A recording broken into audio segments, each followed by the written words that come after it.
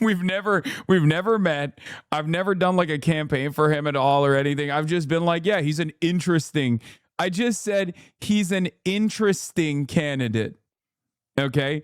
And they were like, John Ossoff, why won't you burn an effigy of Hasan Hamas Piker? He said you're an interesting candidate. And he was just like, what? And he just moved on.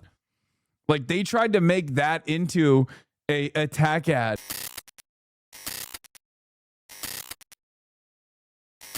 Here is Mario Parker on Fox News explaining why it's bad for Republicans to continue to play the Hasan Piker card. Now, by the way, Adri, let me say something. Your descriptions are getting a lot better, which is very cool. Like you frame it well. Look at that. That's good framing. You don't just put the quote in as it is. You leave no room for misinterpretations. You're cooking. And well, but yeah, here, let's take a look. And well, as Francesca mentioned, you saw Chuck Schumer and other moderate Democrats try to beat that wave back. They ultimately lost, just like they did in places like New York and Colorado as well.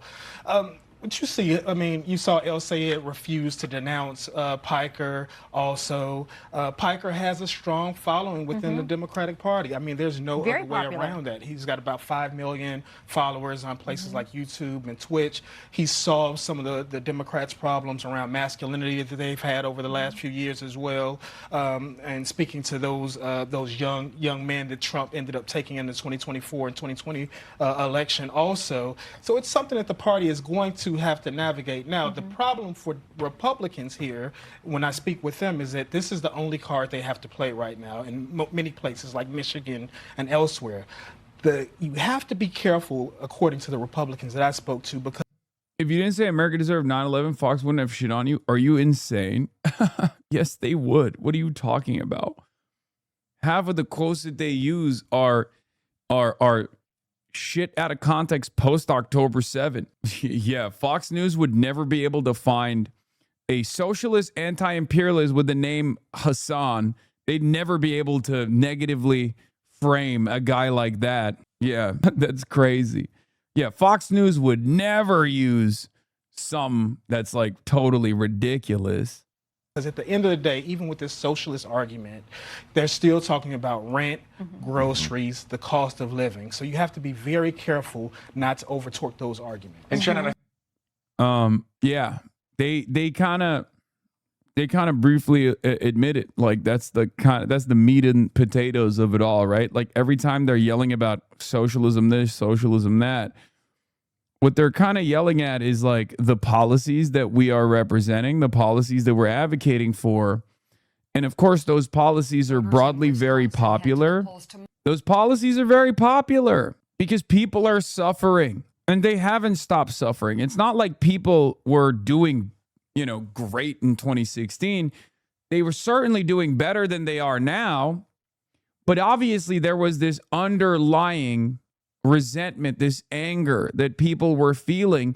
And that's precisely the reason why they voted for Donald Trump over Hillary Clinton, right? Like something was fundamentally broken that people decided that the resume of Hillary Clinton, was not enough for her to be a better candidate as opposed to Donald Trump, who was a baboon, in every sense of the word. I mean, he is a delusional guy. You trending on X? Yeah, because of Elon, brother.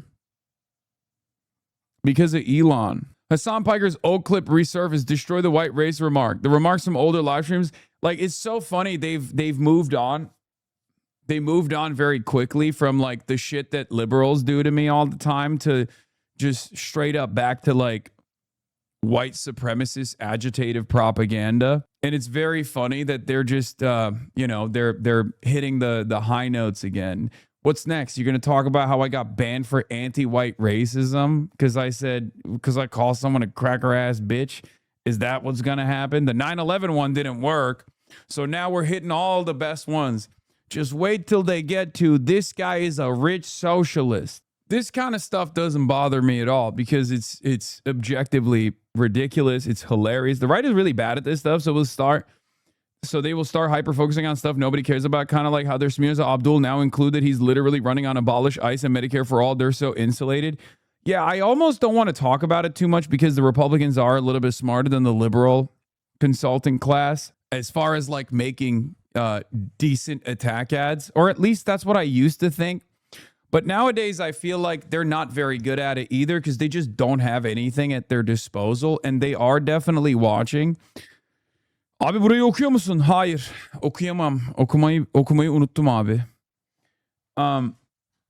I've seen the rich socialist comment today. Yeah, they'll do the rich socialist. That one does LeBron numbers with the stupids though. That one definitely.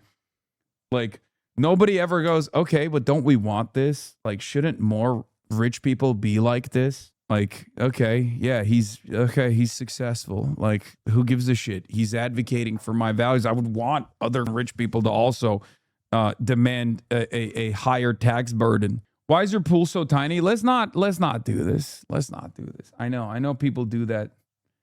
You know, I know people were like, oh, this guy is this guy's a pool at his house. Yeah, John Ossoff's voting record reads like the DSA platform is so funny. I wish. Like they're trying to get our liberal populist John Ossoff to look more radical than he actually is. And it's really funny because like so much of this stuff is designed around like aiding people, even if it's incremental on the liberal side. So like, look at this. Look, DSA platform, universal healthcare at no cost, called healthcare a human right on CNN. What? I can't believe it. That's unbelievable. He said healthcare is a human right. Don't these nasty poors know healthcare is not a human right? It's a privilege. Healthcare should be paywalled so that executives, lifeless, faceless, parasitic capital makes more profits off of your demise. Everybody knows that's what's supposed to be the case. It's like, dude, I don't know what to say about this other than like, what do you think the average guy in Georgia is going to think when they see what your position is? This is always what I have advocated for. I feel like my dreams are coming alive in real time. When you run on a platform of pro-Medicare for all, Republicans, inherently reactionary, have to position themselves as against that. It's a gift. And it's a gift that keeps on giving, even to those undeserving of said gift.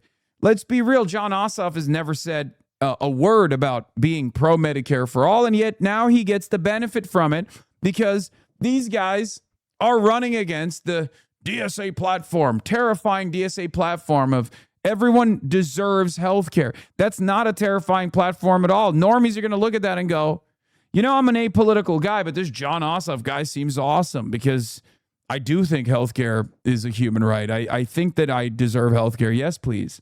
Yeah, cancel all student debt. Push Biden for $50K blanket student debt cancellation. Again, beast mode. Awesome. End mass incarceration and police immunity. 2020 pledge to end. Wait, hold on.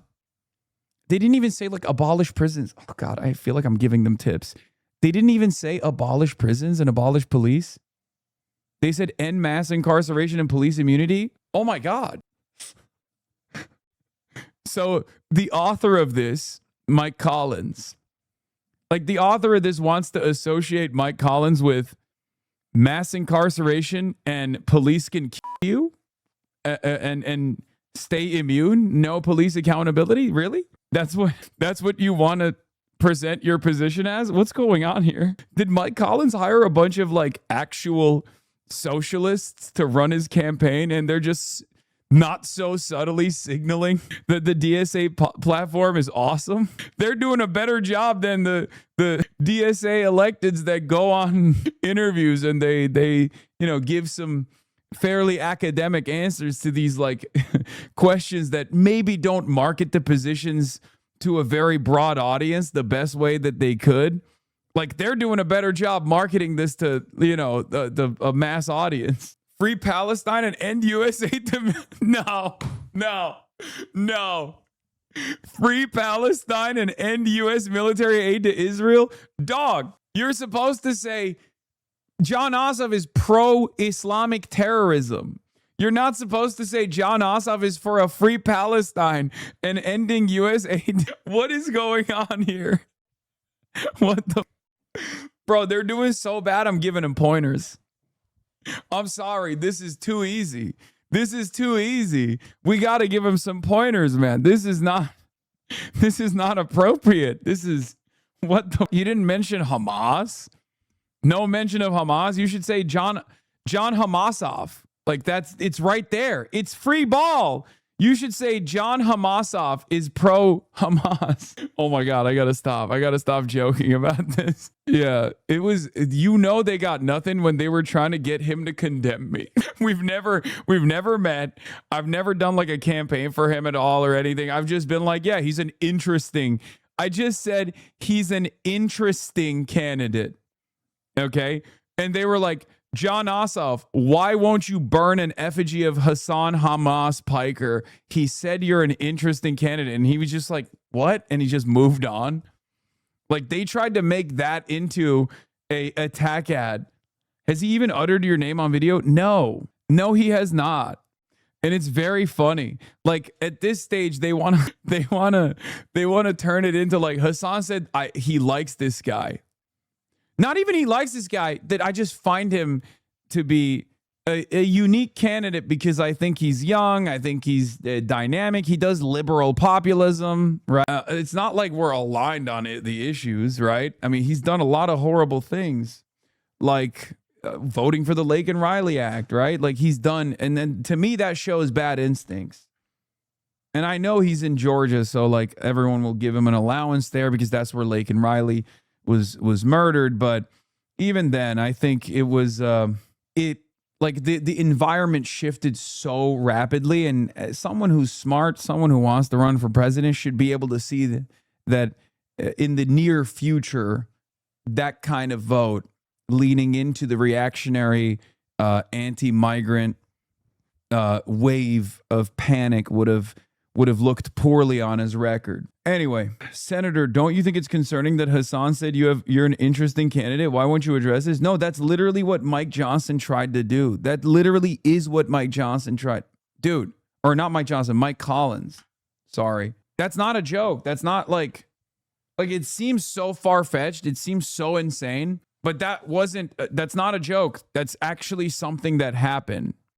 Yeah, wrong pedo protector. Not Mike Johnson, Mike Collins. And it's really funny because all of these guys, okay, so here's the thing. Virtually all of the staffers in the Hill on the Republican side are groypers, right? Like Nick Fuentes doesn't have a real audience in the real world where people are just like ride or die, openly white supremacists, openly neo-Nazi, but the problem is a lot of the young Republican staffers, they're all groypers, and this has become a real issue. There was a Politico article about it. I believe, what's that gay guy, Rod Dreher, who is looking like a yassified Will Menaker lately. He talked to Jeremy Boring of the Daily Wire podcast fame about this issue. He was saying like a lot of the young Republicans, a lot of the staffers, they're all groypers. It's like around 50%. And the thing is, that's real. They're like, that's the only real constituency that Nick Fuentes has. The reason why I'm bringing this up is because obviously Nick Fuentes is a white nationalist, a white supremacist. You guys know this, right? So what's funny about it is when these guys turn around and say stuff like, oh my God, you're hanging out with Hasan Piker. Hasan Piker is this dangerous, scary, socialist, communist, terrorist, Hamas guy. Every single one of their staffers is an actual neo-Nazi on the Republican side. And that's exactly what happened with Mike Collins. Mike Collins tried to make a big deal out of John Ossoff, out of me saying, like, I think John Ossoff is a unique candidate, an interesting candidate. That's it, a throwaway quote. No connection there whatsoever. It came out that Mike Collins had a white supremacist problem, which is so funny because every single one of these Republicans has a white supremacist issue. Now, obviously, their platform is already white supremacist to begin with, but like they also have real ties to open white nationalist influencers. Trump-backed Senate candidate Mike Collins' son-in-law David Allen Shear II has shared anti-Semitic conspiracies and Nazi imagery online. And when I say this, it's not like, oh, are they anti-Israel and that's why they're being... No, like they're actual Nazis. Like they're actual anti-Semites. They're actual white nationalists and white supremacists, right? So like, it's so funny when these guys... It's so funny when these guys make a big deal or they try to do this thing where they're like, oh, Hasan is the scary guy. And it's like, dude, your entire fucking campaign staff is like white nationalist Nick Fuentes supporters. You know what I mean? Like there's no moral equivalence between what I do, what I say, what our movement looks like, and what Nick Fuentes is. And the reality of the matter is there's no equivalence between what we do in the eyes of the public either. Like people broadly know me outside of Twitter, outside of mainstream media now as like a progressive guy, which is true because that's what I am. That's what I represent.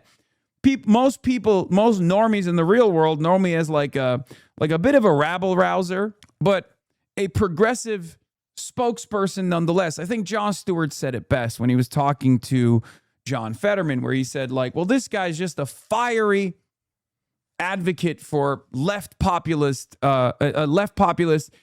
economic agenda, right? Or fiery preacher of left populism in this country. And it's true. That is what I am, and that's what most people see me as, unless they have their brains completely fried by, negatively framed clips and stuff.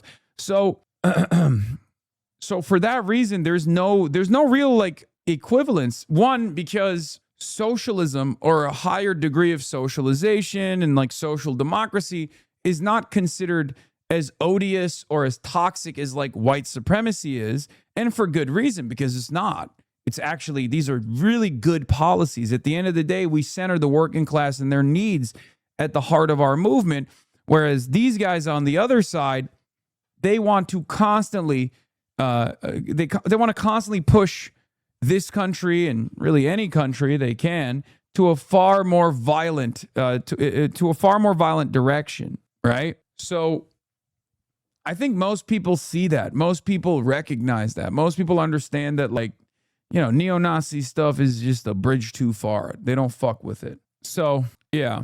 Lol, these are the people making electability arguments. The whole country, right and left, is uniting against MAGA billionaires on this deeply salient issue. We should oppose the supermajority position, classic populism. Yeah, data centers are good and we should build a lot more of them. Every major argument against data centers I've seen is very bad.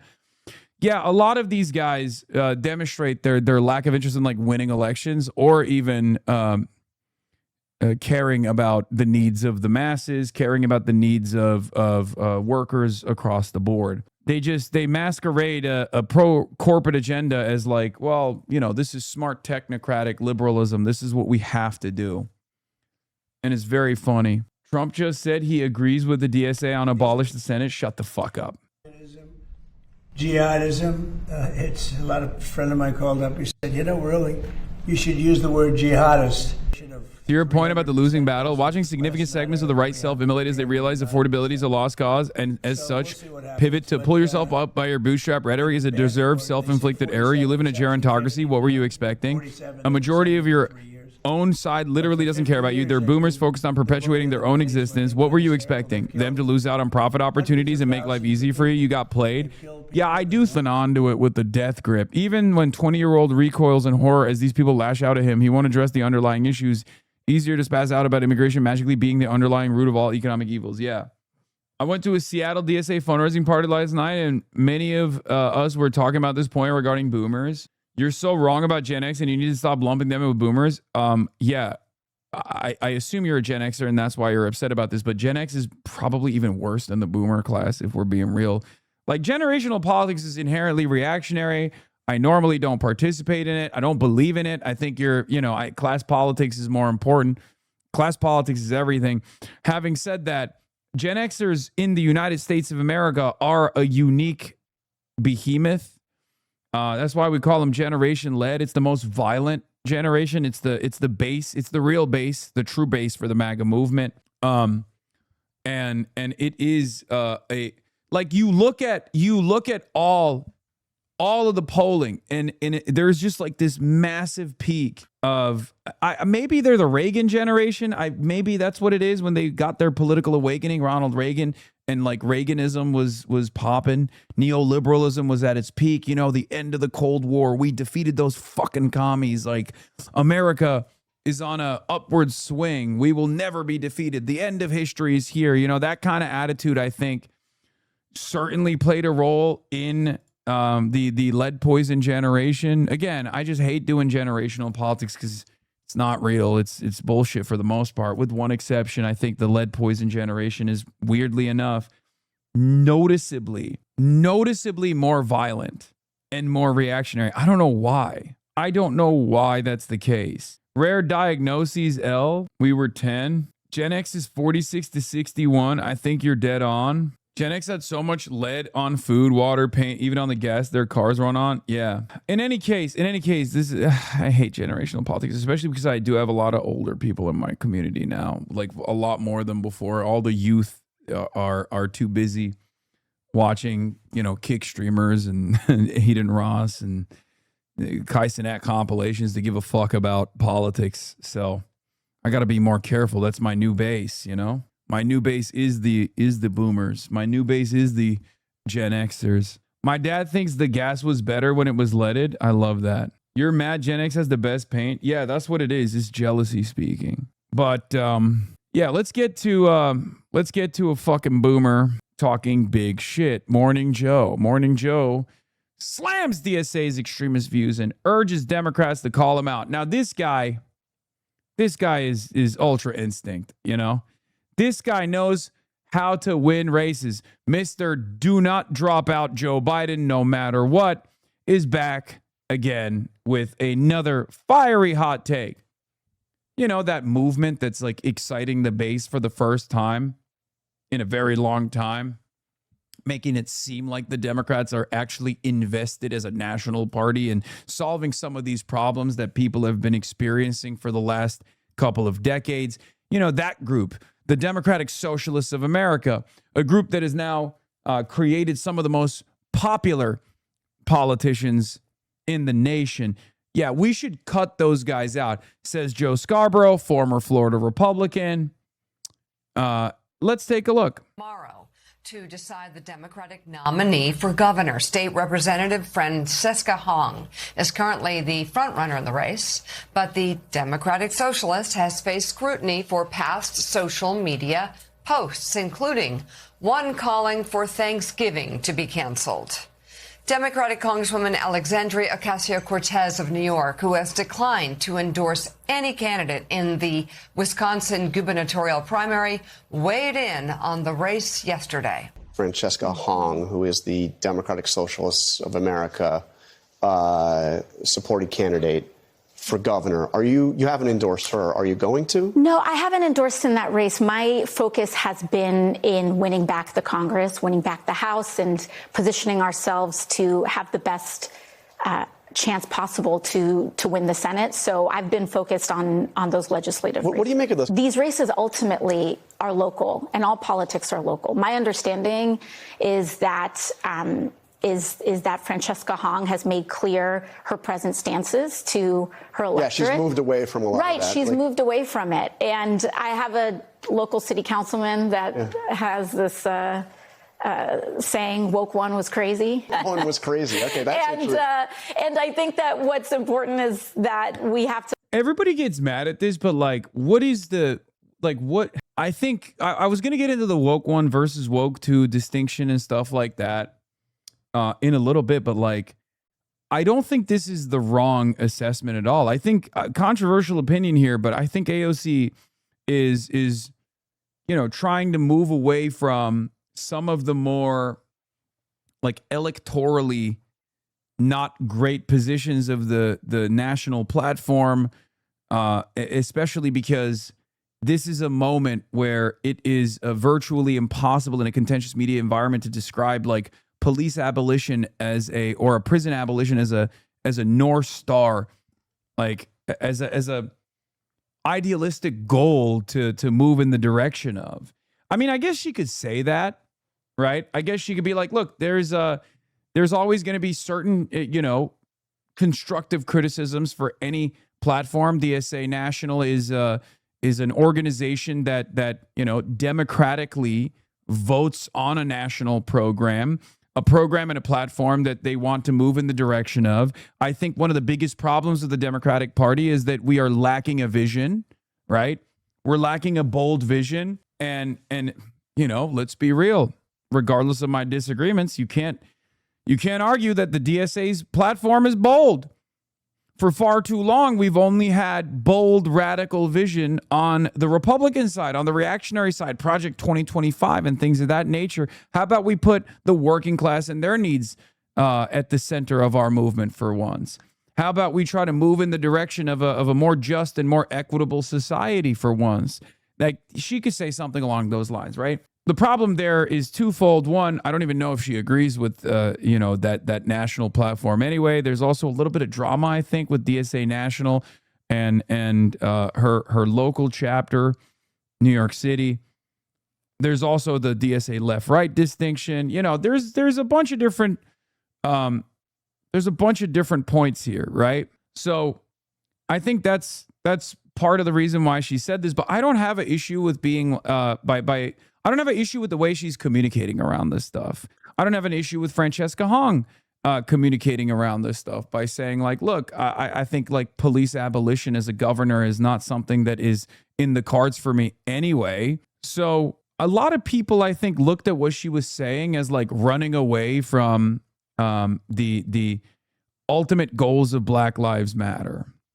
And I don't think that's the case at all. And I certainly don't think AOC is making that argument. I don't think AOC believes that at all. I don't think she is doing that in any way, shape, or form. I think people are either looking at it charitably because they like AOC and assuming she just meant exactly what they feel, or they're looking at it uncharitably and assuming she meant something that they find to be really fucked up.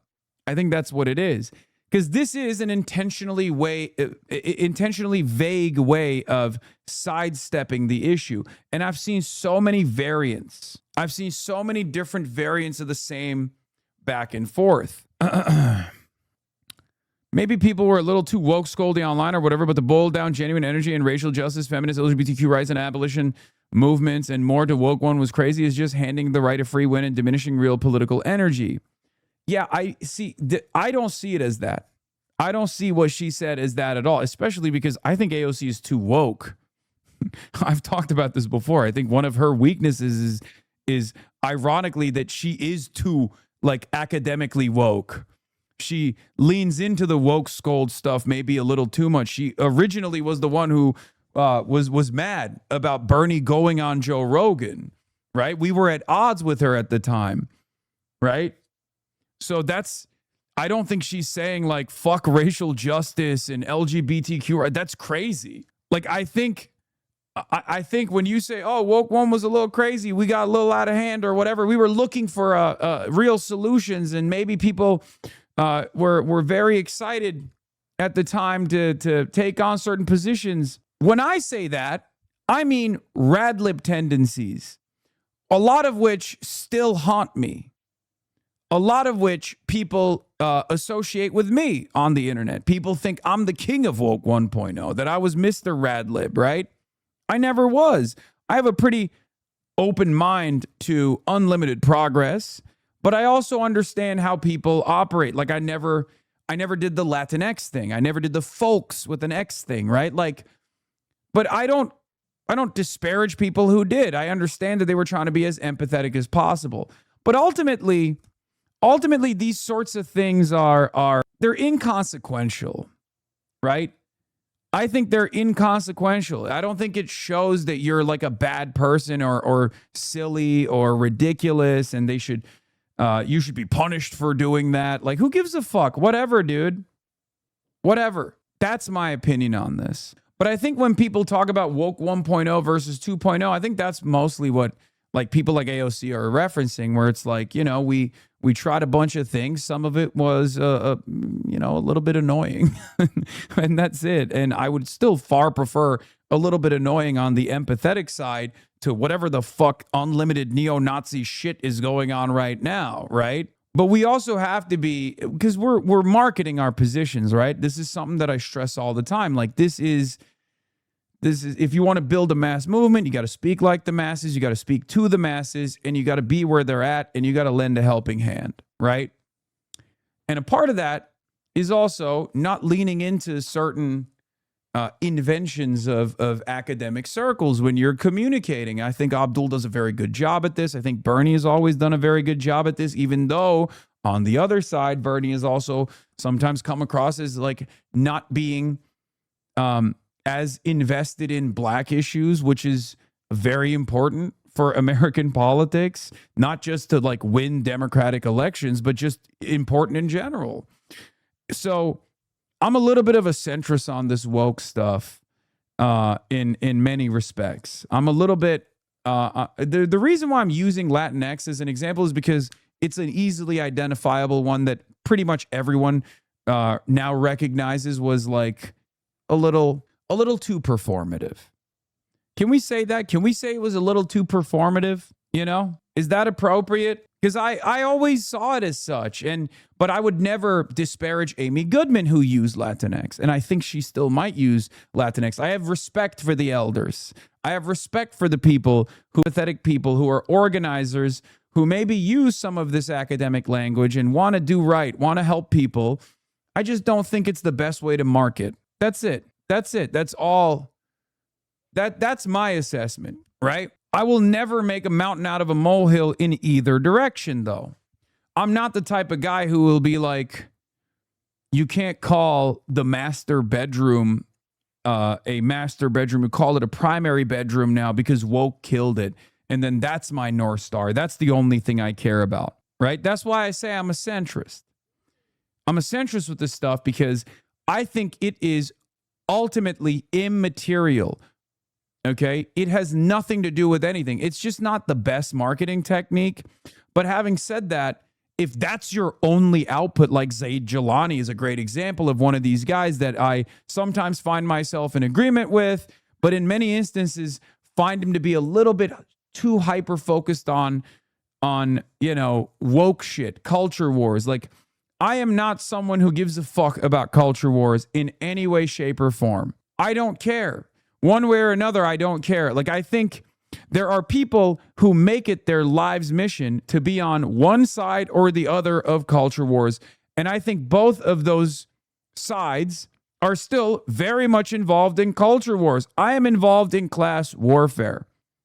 Okay? I find culture wars to be an unnecessary distraction. This doesn't mean that racial issues are inconsequential. This doesn't mean issues around transgender folks are inconsequential. It doesn't mean that at all. It doesn't mean that we should just like cast aside black issues or trans issues, right?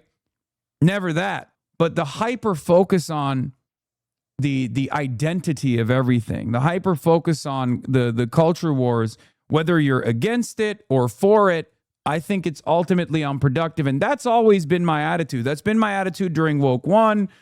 And I'm glad that people are kind of moving away from that a little bit, especially because people are post-October 7 a lot more aware of how cynically this is deployed, because so many people saw anti-Semitism and the feelings of Jewish people be placed as the primary way to silence the opposition against Israel's war crimes, against Israel's genocide. And I think that played a big role in waking up people to that reality. Now, of course, if we let it get out of hand, then they become anti-culture war warriors, and that's bad too. That's also fucked up because, again, it goes back to the same issue. We want to improve people's lives. We want to uplift the working class. We want to offer the American working class an opportunity for a better future. That is what we care about. Okay? T. Blasian says, Woke One obsessed over liberal aesthetics to the detriment of actual societal and policy change that black people wanted, so we're already fucking irritated when it comes up. The fact that you make the distinction doesn't mean others will, and we've seen this our whole lives. Why would we expect it here? Why would we trust people to make that distinction? No, I understand it. I'm just telling you what my position is, you know? And this has been my position. Look, T. Blasian, you've been in here for 68 months. You've probably seen me at the peak of woke being like, you guys are getting a little out of hand. I don't mind it. It's fine. But like, let's, you know, dial it back a little bit. It's fine. I hate that shit because it was taken by white people, misused by white people, and discarded by white people after they hollowed it out. Shit's the biggest turnoff to black people to see our culture co-opted, our mass movement betrayed and abandoned and tossed aside under the same umbrella as crazy tweets. Because now that it's been conceded to the right that some was too much, that's what centrists will do. Yes, of course, that's not my position. Always oppose that, right? I've always talked about you are doing that. No, I'm not doing that. I think you guys are misunderstanding my position if you think I'm doing that, because there's never been a moment where I backed away from defund the police. There was a lot of people who said like, oh, well, optically speaking, it's just like a bad way to describe a position. No, it was just bastardized efficiently, chopped away at bit by bit by the reactionary movement at the time that was pro-police, pro-police brutality. And then liberals basically fucking put the cork in it, right? Liberals took the right-wing framing on defund the police. Defund the police was a totally normal and totally valid position to have. These are some of the most expansive budgets that localities have. At a time when your library's in a state of disrepair, when your schools are not getting the adequate funding, we're just giving the fucking local law enforcement in Springfield, Ohio, another fucking tank, an MRAP. The fuck? No, demilitarize that shit. What are we doing? And offer police accountability. Take away some of the funds that they were supposed to get and put it into social services that will actually have a positive impact on reducing the crime rate in a much more resilient manner. That's what defund the police was about. The problem is liberals absolutely conceded to the right-wing framing because they were antagonistic towards it. They are also, like, liberal politicians did not want these necessary changes that people were demanding. You understand? I was there. I was covering it every fucking day. But that's not the distinction between woke 1.0 and woke 2.0. That's a totally separate issue. I think, like, when we talk about woke 1.0, what I mean, and what a lot of people broadly mean, is when, you know, people were doing the call out culture and presenting themselves as all or nothing, and saying like people do not have an ability to change, like this kind of thing, right? That's all it is. That's all it was. We have the opportunity. We have a fairly large community of progressive people. We have an opportunity to frame it appropriately. So I'm trying to use that to the best of my ability. It's not a separate issue. It's literally the question AOC was being asked when she said this is 100% about defund and its abandonment by DSA elected officials. First of all, it's not about defund. It's about police and prison abolition. Okay? It's police and prison abolition, which is not something that even like going to lean into unless it's like Chris Rabb or many others, right? Like there are some who will push for it, and I really respect them doing that. But this was packaged as like Thanksgiving tweets and police and prison abolition as the national platform. So it's a lot of different things. Woman that has this the way standing. Here, I haven't endorsed in that race. The race yesterday. America supported candidate for governor. You haven't endorsed her. Are you going to? No, I haven't endorsed in that race. My focus has been in winning back the Congress, winning back the House, and positioning ourselves to have the best chance possible to win the Senate. So I've been focused on those legislative races. What do you make of this? These races ultimately are local, and all politics are local. My understanding is that that Francesca Hong has made clear her present stances to her electorate. Yeah, she's moved away from a lot right, of that. she's moved away from it. And yeah, I think this is like talking about everything broadly. I don't think it's like defund at all. If I remember correctly, I don't think this was even about defunding the police at all. And Francesca Hong's platform still heavily features police accountability. So I don't know why you guys feel like she's running away from that. If you were to ask AOC directly, I don't think AOC would ever speak out against like police accountability or restructuring the way that we fund local law enforcement. Yeah, it's being packaged with like Thanksgiving tweets. That's the problem. So people are doing what they always do, which is understandable. People are taking away what they want to take away from this conversation. If you're like uncharitable to AOC, you're thinking, oh yeah, she's positioning herself as being a moderate so she can win the broadest electorate. She's doing the classic thing.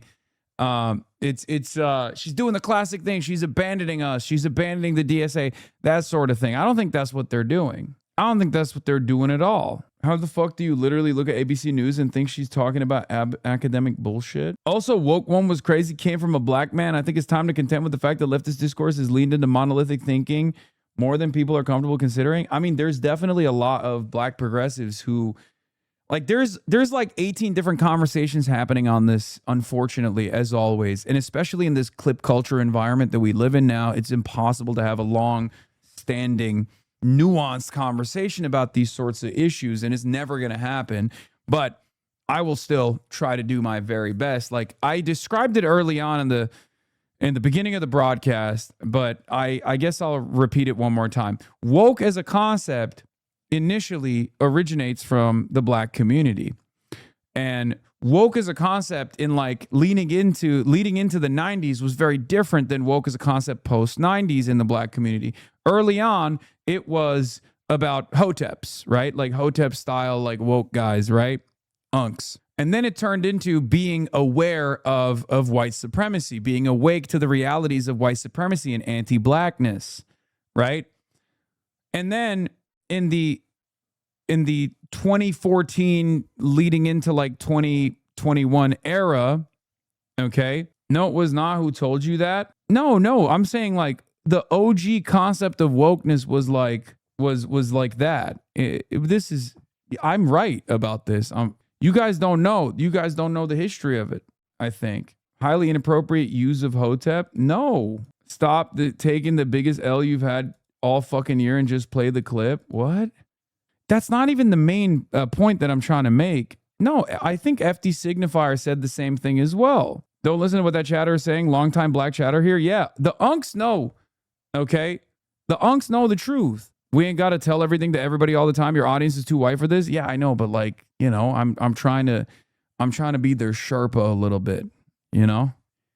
But yeah, old heads, like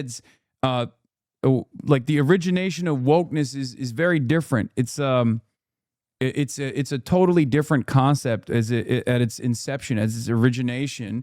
And then even internally within the black community, it turned into like, you know, from Nation of Islam, Hotep stuff to like, you know, just being aware of white supremacy. And then it moved into, and then stop unk jacketing people. That's so funny. Unk jacketing. So then it turned into something entirely different when it got mass adopted, right? And this is something that happens with virtually every term that we now use.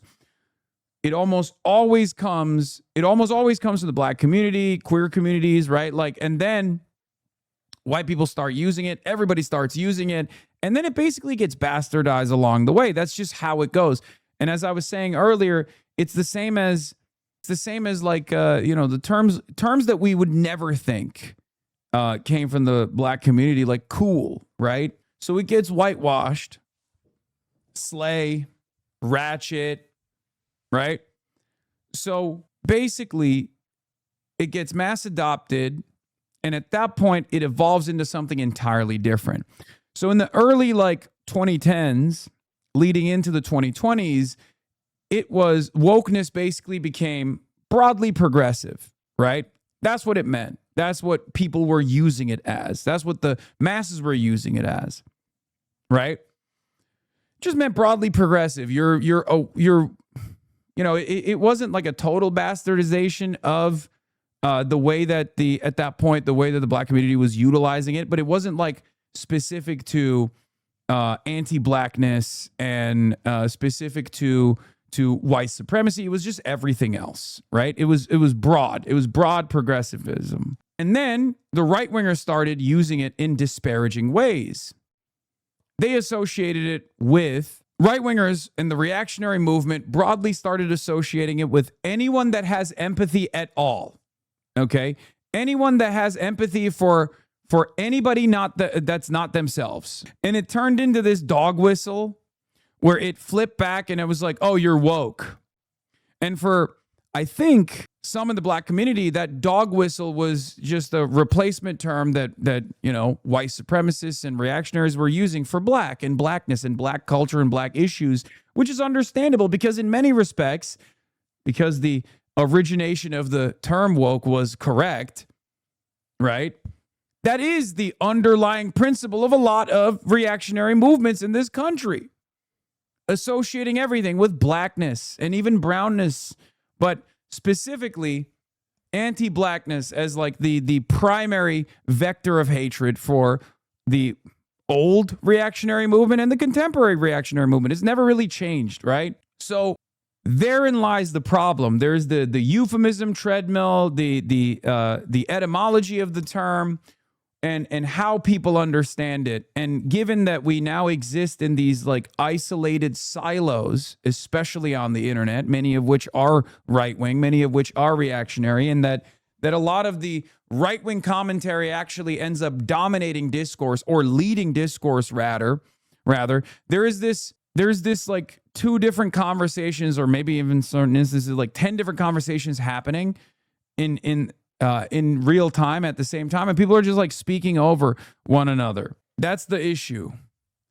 That's the issue here. And a lot of people are associating it with, like woke one with like all of the advocacy. A lot of people are associating woke one with all of its advocacy, including Black Lives Matter, including, demands to end police brutality, police reform, restructuring the way we fund local police departments, and taking away some of those funds and giving it back to social programs and social safety nets in an effort to reduce the crime rate by tackling poverty, which is the most resilient way to eradicate crime. And that's not the case. I don't think AOC is advocating for that at all. I think, if anything, she is still very woke. So that's it. That's what I think that's what a lot of people are misunderstanding here, right? That's what a lot of people are misunderstanding. And I think part of that stems from how many failures we have experienced. I mean, I've talked extensively about the amount of apathy that came from the youth movement in the aftermath of the assassination of George Floyd in the hands of Derek Chauvin. 4 or 5 officers looked on and didn't do a single damn thing. It was filmed by 42 different camera angles, right? And the discourse that brought, and the anger and the resentment that people had, righteous anger that people felt in their hearts. And what's interesting about that is people went out, they protested. Some of these protests, because of the police brutality that they experienced, turned into riots at times, right? Some of them did. But people ultimately did the right thing. They protested, they exercised their First Amendment rights, they made their demands very clear.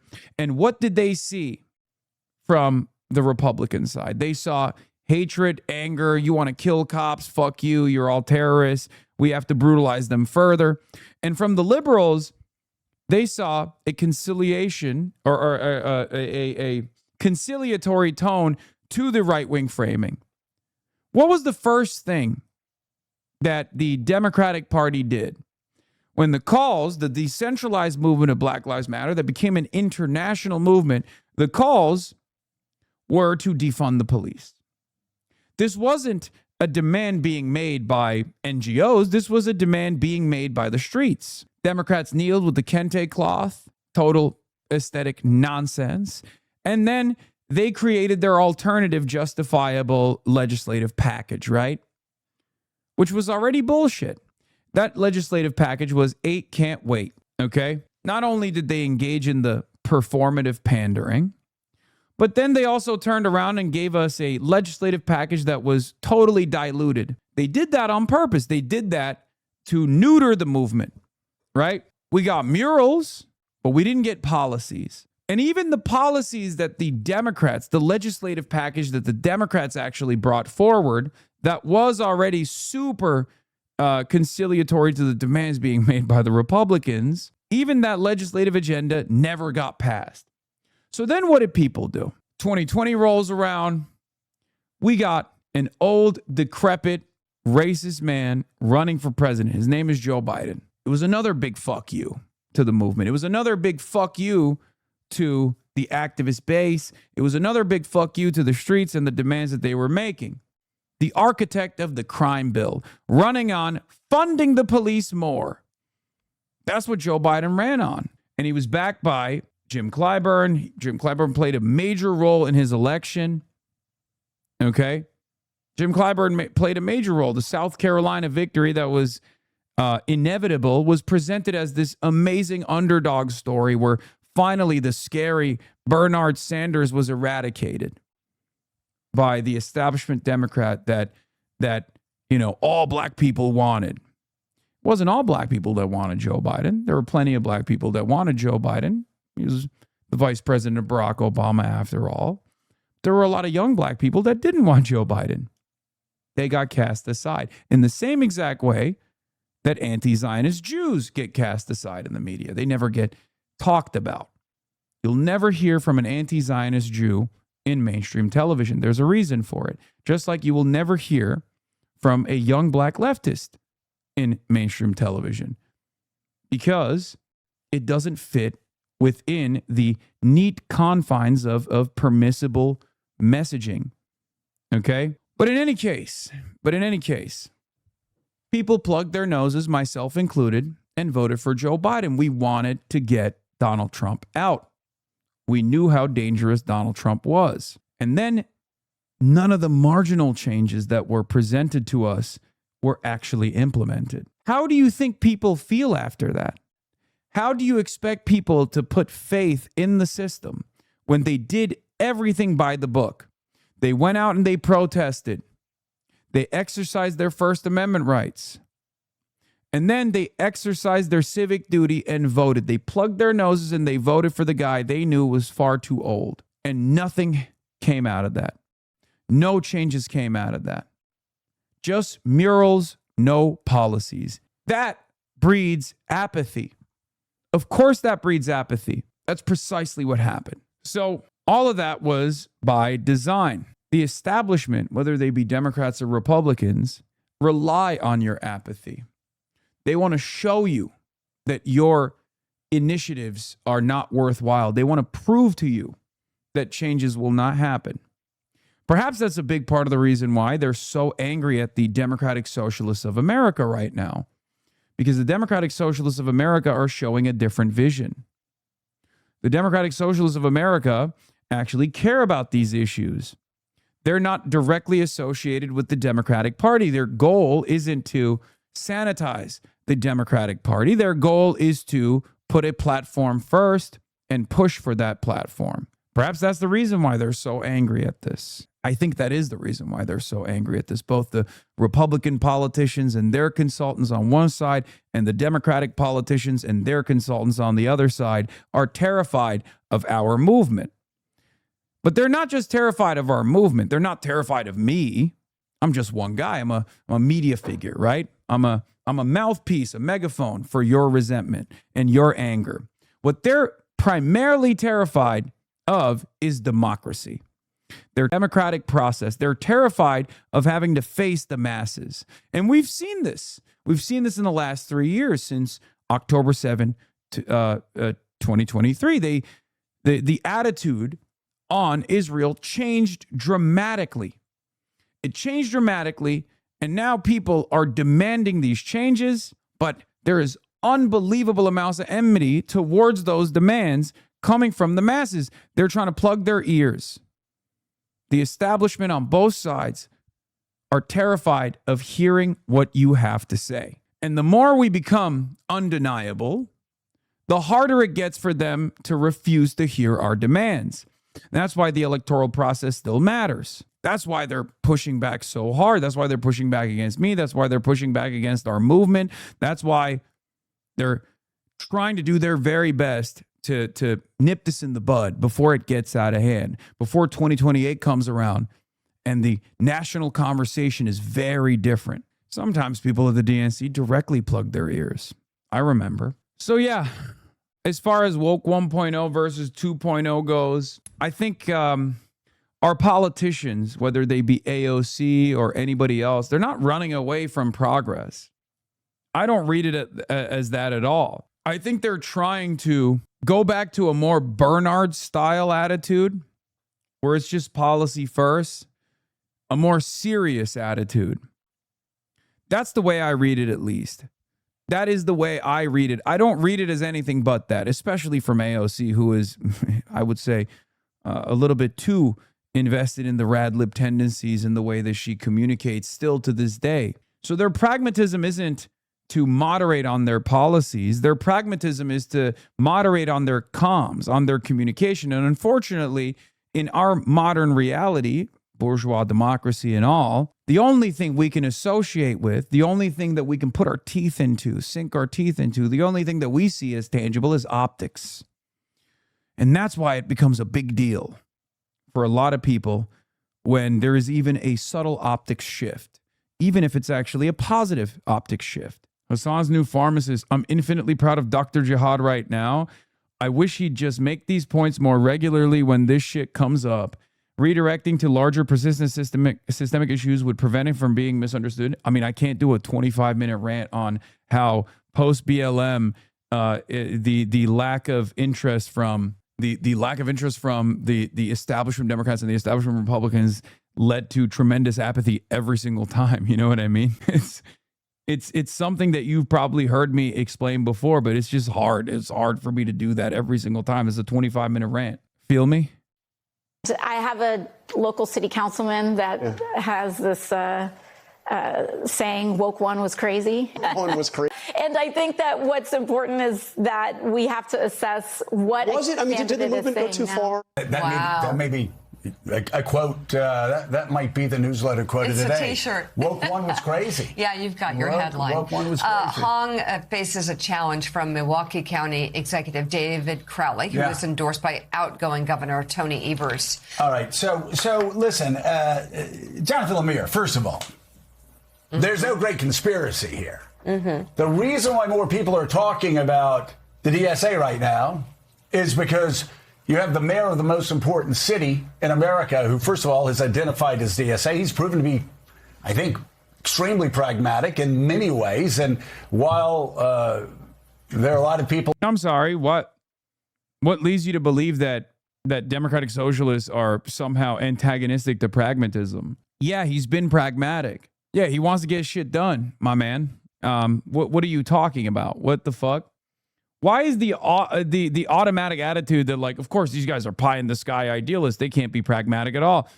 Okay, I agree with you on your view, but if these electeds are doing it, I don't trust the left to be disciplined enough to maintain that message because centrist media still has influence and messaging power. Just look at the absolute mess that dark woke is edgy white liberals lashing out with stereotypes and slurs at Republicans instead of disciplined advocacy.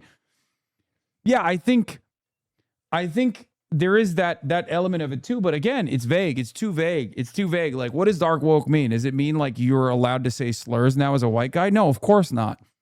That's not my attitude on it. But does it mean that you can be like, I have been dark woke before dark woke was invented. You know what I mean? Like, this is the headquarters of dark woke. 90% of the fucking clips that Republicans slam all around and centrist Democrats lean into, those are dark woke moments where I'm just like yelling at a white supremacist or someone who is personally tokenizing themselves to be a soldier of white supremacy. And I'm just like, suck my dick, old lady. And they go, oh my God, he's saying that to an old Asian lady. Meanwhile, they don't listen to the fucking message of the old Asian lady. The old Asian lady is not just like some random geriatric. The old Asian lady is literally saying, fuck immigrants. Donald Trump is my president. You need to vote for Donald Trump. You know what I mean? Or even like the anti-blackness messages, right? Like that's one of the classic ones. That's one of the classic ones that people always go to. And it actually plays such a great role because I'm white. I read as white. So when you see like a auntie or an unk that doesn't understand internet culture at all, and you see a white guy be like, I don't give a shit about this. Or even like the tone I take when I say black with a hard B, people immediately assume that is just another white guy who thinks he knows better than someone's lived experience, than a black person's lived experience. I've never made that argument, right? And I never will. So that is the problem. It works well. It works well for some people in the base. Being against defunding the police is that exactly. First of all, when the fuck did I say I'm against defunding the police? I've never said that. Hello? I have always explained that I am in favor of it, and I think it's the right thing to do, and that it was given up as a message by established Democrats because they were not in favor of it. And they were the ones who landed tremendous attacks on defund the police, and they allowed that message to be bastardized.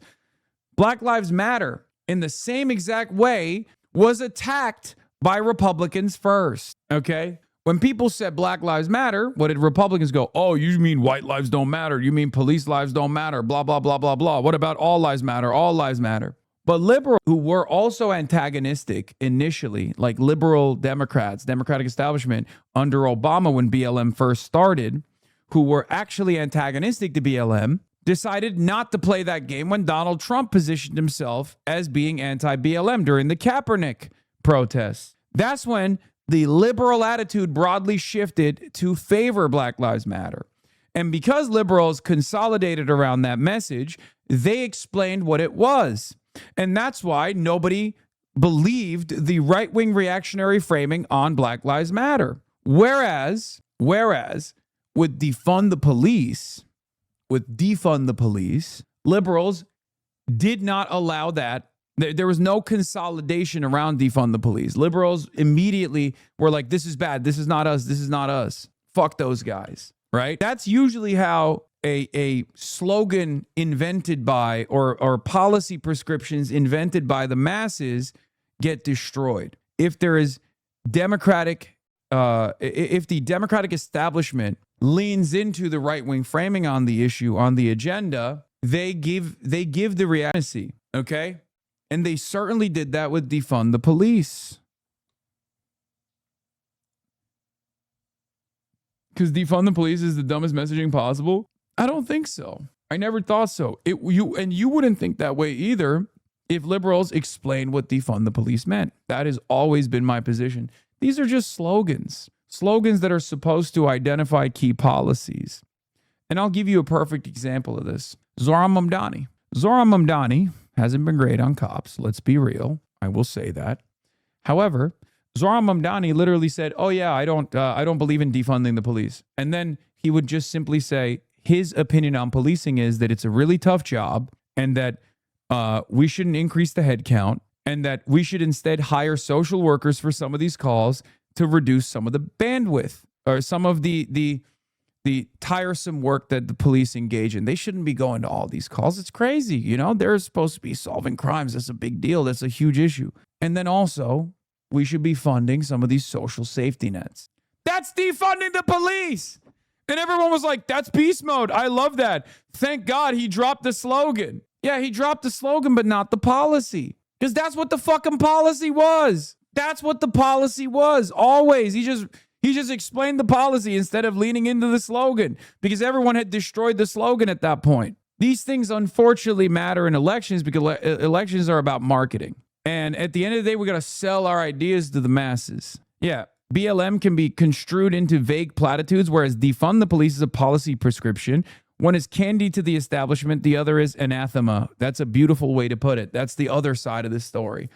Because once you start making fucking demands, if you say like black people matter, yeah, everyone's going to be like, yeah, that makes sense. But if you start making fucking demands as black people, they're going to be like, whoa, know your place. And that's kind of what happened with defund the police versus BLM. But the reason why I bring that up is because BLM was also negatively framed as well. But the Democratic establishment, which was initially very antagonistic to BLM, leaned into it because Trump positioned himself as against BLM. Something I didn't realize until recently is also that people think defund means take away their entire budget. When DSA said defund the War Department, it was treated as if they were saying get rid of the military altogether. Yes, but that's a crisis not in the bad sloganeering. That's a crisis born out of the fact that nobody wants to listen to what you actually have to say. Okay? That's it. It's a crisis in literacy. That's why I brought up the Zoran example where he was like, yeah, I don't want to defund the police. But then he literally explained what defunding the police meant as what he would do for policing. Everybody was like, yeah, I love that. That seems great. I don't know, man, maybe make a better slogan. No, that's being optics cucked to an unlimited degree, okay? Mike from PA gave an example of a shit sandwich. Steak, horseradish, iceberg, lettuce, tomato. Calling it a shit sandwich would put people off rather than tell them what it is. I know, but this is the wrong attitude. This is the wrong attitude to a certain degree because, again, I'm such a fucking centrist on this, okay? If people were explaining what defund the police meant, we could have identified what it is to the masses, but at the time, liberals did not want it. Liberal establishment Democrats did not want it. They were cucked because they just didn't want those policy demands at all, okay? Because people made these exact same arguments against Black Lives Matter. People made the exact same arguments against BLM. I've been around the block, guys. I've been doing this for 13 fucking years. I was there when BLM started, okay? I was by my lonesome at the Young Turks in progressive media advocating for Black Lives Matter when liberals were yelling at us, okay? They were like, why don't you say Black Lives Matter too? Why don't you say this or that? That was the argument. It was the same exact argument that was launched against defund the police. It's always the same optics narrative that we go back and forth on. Always, why do you say from the river to the sea, Palestine will be free? Don't you feel like that's going to scare people? It's like, no, you're just giving into oppositional framing at that point. They did the same shit. Don't say river to the sea. Don't say river to the sea. Don't say free Palestine. Don't say this. Don't say that. Fuck, who cares? Just explain what you fucking mean. But also, there is a limit to it, right? There is a limit to it. That's why I say I'm a centrist on this. The limit to it is abandonment. My hard limit is abandonment of the policies, okay? My hard limit is caving and capitulating to right-wing framing. However, on the other side, don't get out of hand. Don't get out of hand. Don't let it get out of hand. I think, police abolition and prison abolition is what I believe is an unhelpful way to communicate, but a lot of people will get mad at me for saying this, right? Perhaps it's my own personal bias in this.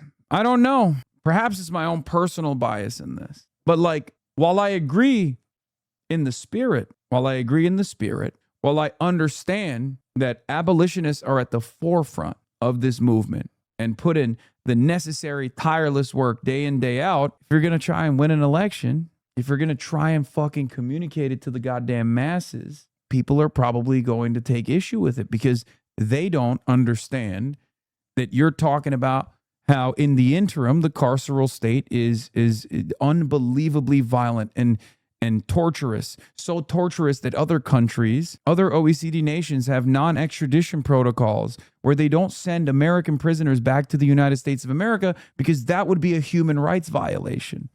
Did you guys know that? Norway has a non-extradition policy against the United States of America. You want to know why? Because American prisons are so torturous that it would be at odds with their constitution. It would be a human rights violation for an American who's in a Norwegian prison to be sent to an American prison. That's how insane our carceral state is. So yeah, there are, certain points that I agree with in spirit or even agree with in principle.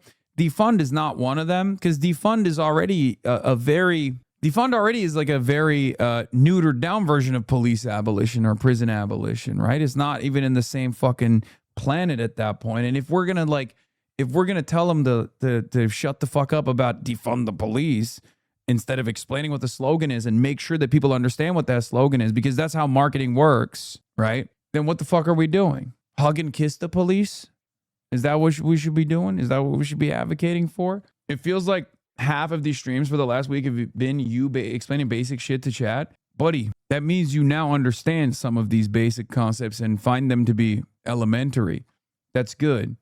But everyone has a starting point. Of course, that's always what I do. That's what I've been doing for years. So yeah, that's a little sidestep on the woke 1 versus woke 2, defund the police, abolish the police, defund the carceral state, defund the military versus abolish the military. There's varying degrees of progressive thought here, right? some of which is unfortunately electoral poison. You gotta moderate your message, even if you don't want to temper your movement, in order to sell it to the public. You got to help them understand. You got to help them arrive at these conclusions that you've arrived at. And I suspect that somewhere along the way, many of you benefited from someone holding your hand through this process. None of us are born woke. A lot of us had very different opinions maybe a decade ago, whether they be in this community, whether they be in any other community, right? So be that person for others. Be that person that I was for you to others. That's what I always try to explain to you. And that's why I'm going to go back to what I was saying. You got to be where the masses are. You got to speak to the needs of the masses. And you got to use the language of the masses if you want to build a mass movement. And you have to be patient. You have to be understanding. You have to recognize that everyone's starting position is different and that social conditioning is a very powerful force. If it wasn't, the parasitic capital class would not be deploying it so viciously by way of mainstream media, by way of our education. That's it. It's an unbelievable tool of control. It's an unbelievably successful tool of control. So we're always fighting an uphill battle. That's why I always say I'm a leftist. I've taken L's my whole life. I'm used to it. I'm a leftist in the United States of America. I'm a socialist, anti-imperialist, you know? I feel like what you're saying, don't fall for the rhetoric that is meant for libs, but then the police are not in the bag either. You just said he hasn't been good on police. If the answer is he has been better than the alternative, how is this argumentation different from centrists that push incrementalism and resent people for not backing their centrist candidates? Because there's no market for this, but there is a market for actual incremental gain in policies. The centrists don't actually offer incremental gain at all. That's the difference. That's the difference. Like Zoran has a long way to go in terms of dealing with the problem, but policing as an institution, especially the NYPD, is probably one of the most powerful forces he has to deal with. I mean, these are guys who are around him at all times, okay? They're around him at all times. I've seen it. I've been around him. He's surrounded by like 8 fucking cops as the mayor wherever he goes, okay? What I'm saying that Zoran hasn't delivered on is not necessarily like shifting around the police funding, because they kept the head counts no matter what. So that's good. But he also said he was going to disband the SRG, which he did not. Least Racist Community Note in 2026 on White Lamau, an essay on the inequality of human races by Gobenau, published in 1855, has classified the Turks as a yellow race, mediocre intelligence at best. The Turks are classified as dense and ponderous and obtained white traits through the practice of white slavery. Just another day on X.com, the everything app. Arthur de Gobenau was a French writer and a diplomat who is best known for helping introduce scientific race theory and racial demography, and for developing the theory of the Aryan master race and Nordicism. Yeah, dude, I'm gonna be honest, I was rage baiting. Of course, I was rage baiting with the, great replacement theory. But it's even funnier that anytime they get mad at me, I'm like, I'm white. What the fuck are you talking about? Because I'm perceived as white by normies. Every racist, every race realist loses their dang mind, dude. It is so fucking awesome. It is so awesome where these guys were, I've been cooking up a firestorm on a couple of these. Rich one, I said I'd rather be successful and advocate for the poor than be a broke Trump booster advocating for the rich. Even on X.com, the everything app, 60,000 likes ratio. But the other one was I'm White Lamau. This brought all the Nazis. They were so mad. Yeah, Hasan Piker controls the media. Yeah, Elon Musk has been losing his mind. Big dog. Don't worry, I'm not cucking you, okay? I'm posting it. I said, wait, who has the father that stepped up photo, actually? Because I'm gonna post that instead. Does anyone have it? Does anyone have a quick access to that? No, not the video, man. Give me a screenshot. Give me a screenshot. Hold on. Okay, I posted it. So Elon Musk thinks I'm cucking him and hasn't stopped freaking out about it since. Nice knowing you. He's gonna fucking send a drone to my house to kill me, I feel like. Is it wise to personally anger a near trillionaire over and over? We shall find out. What am I supposed to do? He keeps losing his damn mind. He's like, he means what he says. Hasan Piker, we're gonna destroy the white race, bitch. That's what he's here to do. Let me troll a little bit. Guys, stop sending me the James Carville tweet. James Carville, fan of... Wait, Piers Morgan, he hates America. James Carville versus Hassan Piker and Tucker versus Trump with Vinny Oshana. Oh, they had all my ops. That's cool. Who's there to defend me? You don't want to see a retiree shit talk you from their luxurious bed? Jank? Uncle Chunky Weigert was defending me? Let's go. All right, let's keep playing this. I got to pee. Who despise and we'll get to all of that. How successful he's been. His approval ratings are high. Murder rate, the lowest I think it's ever been on a record. The economy, we're going to be reading something from the Financial Times talking about actually how New York City is thriving right now based on just about every metric. But you also have people in New York City that have been saying some whacked out things. I think most mainstream voters would say they're whacked out things when they're talking about going to pro-Hamas rallies the day after Hamas slaughtered more Jews than on any day since the Holocaust. I think 90% of Americans would think that is abhorrent. And so, again, they'll try to blur lines going, oh, well, they just don't support health care for all. Or, oh, no, we're not saying that. We just support hate speech. But it is also very important, though. Why are we talking about DSA now? Because the Democratic Party has a choice to make. Now, I said this day in and day out leading up to Kamala Harris's election. You couldn't watch an NFL game without seeing 300 taxpayers are going to pay for trans surgeries for convicts ads on NFL games. And even though they still pretend that did not move viewers, I think the Trump campaign spent $30 million on those ads, and it moved working class men.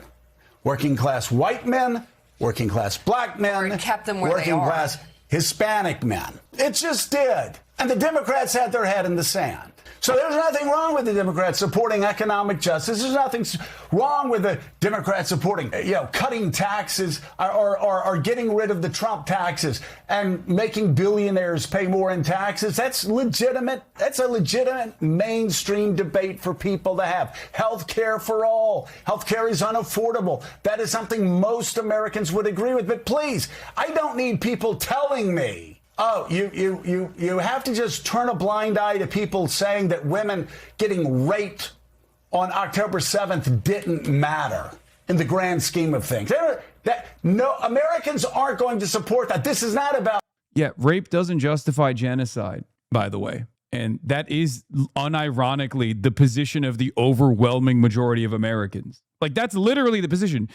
The overwhelming majority of Americans now recognize it as genocide. The overwhelming majority of Americans understand that Israel has done a genocide and it's completely unacceptable. So no, sucks to suck, Joe Scarborough. But no, that position is actually one that the majority agrees on, no matter how hard you try to frame it. Dropside did a context response to it. Joe Scarborough used the eve of Wisconsin Democratic primary to deliver a fact-free 10-minute smear of Hasan Piker, Francesca Hong, Daria Eliza Avila Chevalier, and the DSA, built on butchered quotes, shameless distortions, and Hamas rape allegations no major human rights organizations have been able to verify. Here's everything you got wrong. Pro-Hamas rallies after at 10-7.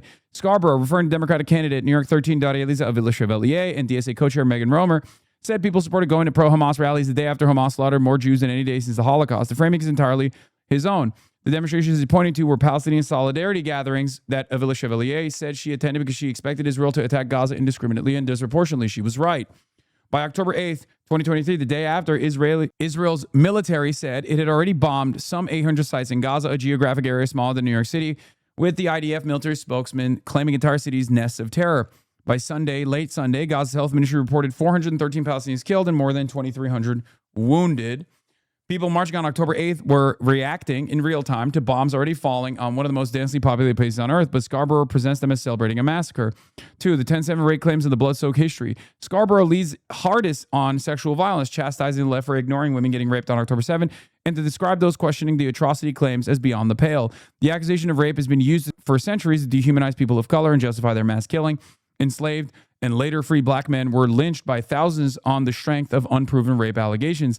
Evidence-free claims of rape and mass rape were broadcast by Scarborough and MS Now as settled fact immediately after 10-7, and it helped justify a campaign that has now killed more than 73,000 Palestinians and wounded nearly 175,000, including over 21,000 children. Together, that is more than 1 in 10 people in Gaza killed, wounded, or permanently maimed. The black brute myth, the pretext of For Rosewood and countless other massacres, the Emmett Till lie, the unverified sexual violence claims work because they short-circuit scrutiny.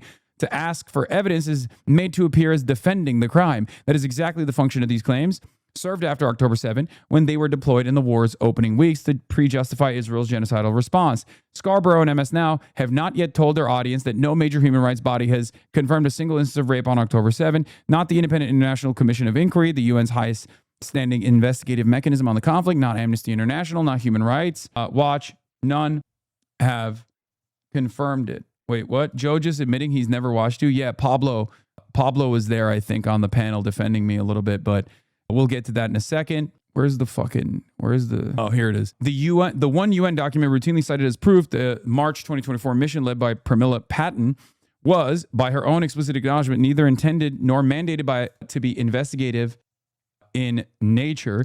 The UN's own special representative of sexual violence and conflict has since acknowledged publicly that no human rights organization has confirmed rape occurred that day, which, by the way, is ironic because my position was not at the time that, like, there's no reality where sexual assaults could have been conducted on the day of October 7. I was literally actually arguing against that position, saying there is a likelihood that these sorts of things happen. Sexual violence is unfortunately commonplace in instances of conflict. We don't have the evidence we didn't have the evidence at the time. What? Fuck Pablo Jew? What the fuck's wrong with you? Anyway, but that doesn't justify a genocide that has unfolded in the aftermath. My opinion always has been that whether rape has happened or not on October 7 still doesn't justify a genocide. And regardless of the likelihood of sexual violence taking place on October 7, given that it is something that takes place in instances of conflict, such as, every other instance of conflict historically, that the atrocity propaganda that unfolded in the aftermath of October 7 was unfortunately fact-free. There was no evidence whatsoever presented for it, and they leaned into it heavily in an effort to justify what Israel was doing at the time and continued to do, which was a genocide of largely children. That's it. And there have been a fuck ton more evidence of Israelis committing sexual atrocities, instances of sexual violence against Palestinians since then, and certainly before then as well. Dark humility, that's a pretty weak genocide with so many of them alive still. How is this considered a genocide with so many systematic methods available? Why wouldn't they employ them if they were serious? Because Israel cannot, look, this is a classic like Holocaust denial, genocide denial that you're engaging in. And of course you feel comfortable being able to say that, but I'm going to take it sincerely and I'm going to respond to you sincerely. Okay. Dark humility. Hopefully you can have a little bit of humility in this moment. Same with Srebrenica. The Genocide Convention states that in order for something to be considered a genocide, you don't have to literally wipe out every single person. It would be like saying, well, there's still Jews around, so is the Holocaust a genocide? If you were to make that argument, you would be branded an insane person, right? It's not necessarily just about the entirety or the numbers. Sorry, Srebrenica. It's the intent and the actions that are taking place. And there's plenty of evidence for both on the Israeli side, okay? Do you understand? Yeah, but with the Holocaust, there was a clear goal in mind with systematic methods such as burning, gas, etc. Here you just have militants dying. Really? 21,000 children. The most conservative estimate is all militants. 21,000 children. The overwhelming majority of those killed in Gaza are women, children, and the elderly. Overwhelming majority. And the rest of them are not militants either. Like, military aged males are not all militants across the board. But even if you were to add that on as the most conservative estimation, it still doesn't make a lot of sense. Yeah, no, you're going to say human shields for the militants. Yeah, that's not the case. There's no evidence for that. It's completely fucking made up. You're just doing the classic but Hamas argument. You're literally trying to justify it by saying, well, sucks to suck. The overwhelming majority of children were killed because they were in the wrong place in the wrong time. Gaza is the most densely populated open-air prison on the planet, okay? Gaza is 24/7 surveilled. What you're doing is genocide denial. It's disgusting. I think most people now recognize it as such.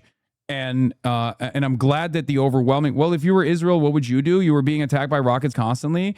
Great question. October 6, 2023 was when the Euromed Monitor revealed their reporting that 2023 was the most violent, most deadly year for Palestinian children. Okay? Israel should have abolished this apartheid and its occupation a long time ago. And if there was any, if there was any justice in the matter, that's precisely what would have happened a long time ago. And therefore there would be no, ascetic militant response in the form of like a couple bathtub made rockets being lobbed in the direction of the green line every now and then. How do you defend yourself if the militants are willing to do anything? That question, I think, should be presented to the Palestinian side, because they are the ones who are withstanding a genocide. You know what I mean? Like all of this, have you noticed that every single argument that you've presented is like, well, genocide is the only option because these guys are barbarians. Like that's all this is. You have to ethnically cleanse the land because they're barbarians. Like that's your argument. You are no different than a neo-Nazi in 1938. It's not like the Nazis were like, oh, we're doing this because we're evil. They created a sufficient mode of propaganda against organized Jewry, which was obviously all fake and bullshit, in an effort to justify the concentration camps, in an effort to justify the Nuremberg race laws first and foremost, then the denaturalization of Jews, socialists, communists, and then the subsequent concentration initiatives, the concentration camps and the death camps. There's a similar pattern that Israel has deployed against the Palestinians. Or sorry, regular Nazi in 1938. Did I say neo-Nazi? So yeah. Okay, what about Palestinians that aren't bought by Iran? I don't get it. I don't justify genocide. I mean, you have been doing that this whole time. The open air prison is a result of them never giving up on jihad for 100 years. Yes, brother, you think all Palestinians are Muslim, which they're not, ironically enough. And you think all Muslims are engaging in this like scary jihad against the Jews. That's what you think. Okay? It's not. If I were to come to your home and kill your family, burn your crops, and take your ancestral homeland, you would probably rise up in arms against me as well. And under international law, you would have every right to do so. That's what the Palestinians have been doing. Okay? No, I feel bad for the people not involved that live there. So you would take up arms against me, right? If I were to come to your house from afar, from a land far away. No. I'm talking about the people who rose up in arms. If I were to come to your house from a land far, far away with weapons, superior weaponry, and burn your crops, kill your family members, rape them, and then throw you in a prison, you would probably want to fight back against that, right? If you saw that happen to your neighbor, you'd want to fight back against me. That's what the Palestinians have been doing. And this resistance has taken many different shapes and many different forms over the last 100 years. But it's not about being against Judaism. If they were Christian, it would be anti-Christian, I guess. Right? I get it. That's why Hezbollah exists in Lebanon. Okay, well, if you understand why Hezbollah exists in Lebanon, you understand why Hamas is the current contemporary iteration of the Palestinian Resistance Front, the Palestinian Resistance Movement. Also, this is a misconception about the Holocaust. The vast majority of deaths was from the Einsatzgruppen Nazi death squads who literally just went across the countryside in all parts of Eastern Europe and just indiscriminately murdered people. Yeah, that too, obviously. Death camps are the most notorious part of the Holocaust, but not the most prolific in terms of death. Pretty similar, if not identical, to what Israel's currently doing. Yeah, with different means, of course, with time-adjusted means. But yeah, I mean, that's what they did in Ukraine. They would literally fucking go to the villages, right? They would go to Jewish villages in all of these different places with collaborators, ironically enough, and then they would line up every single Jewish person they could, man, woman, children, and assassinate them, execute them in broad daylight, and dump their bodies into mass graves. That's how they did it. Heinous. Also, saying Hamas is jihadist, but being neutral on Hezbollah is so fucking funny. I know. He's like, no, they're the party of God, brother. One is Harakat al-Muqawwama al-Islamiyya. The other is Hezbollah. One is the party of God. The other one is the movement of resistance for Islam. Very different concepts. Okay? He's like, please, I make a very clear distinction between the party of God and the movement for resistance for Islam. Very big difference here. Okay? I will say this, like the party of God is a beast mode name across the board. And you know, for most of history, whenever a group called themselves the party of God, they were doing some dark shit for the most part. But it is like kind of a metal name to name yourself.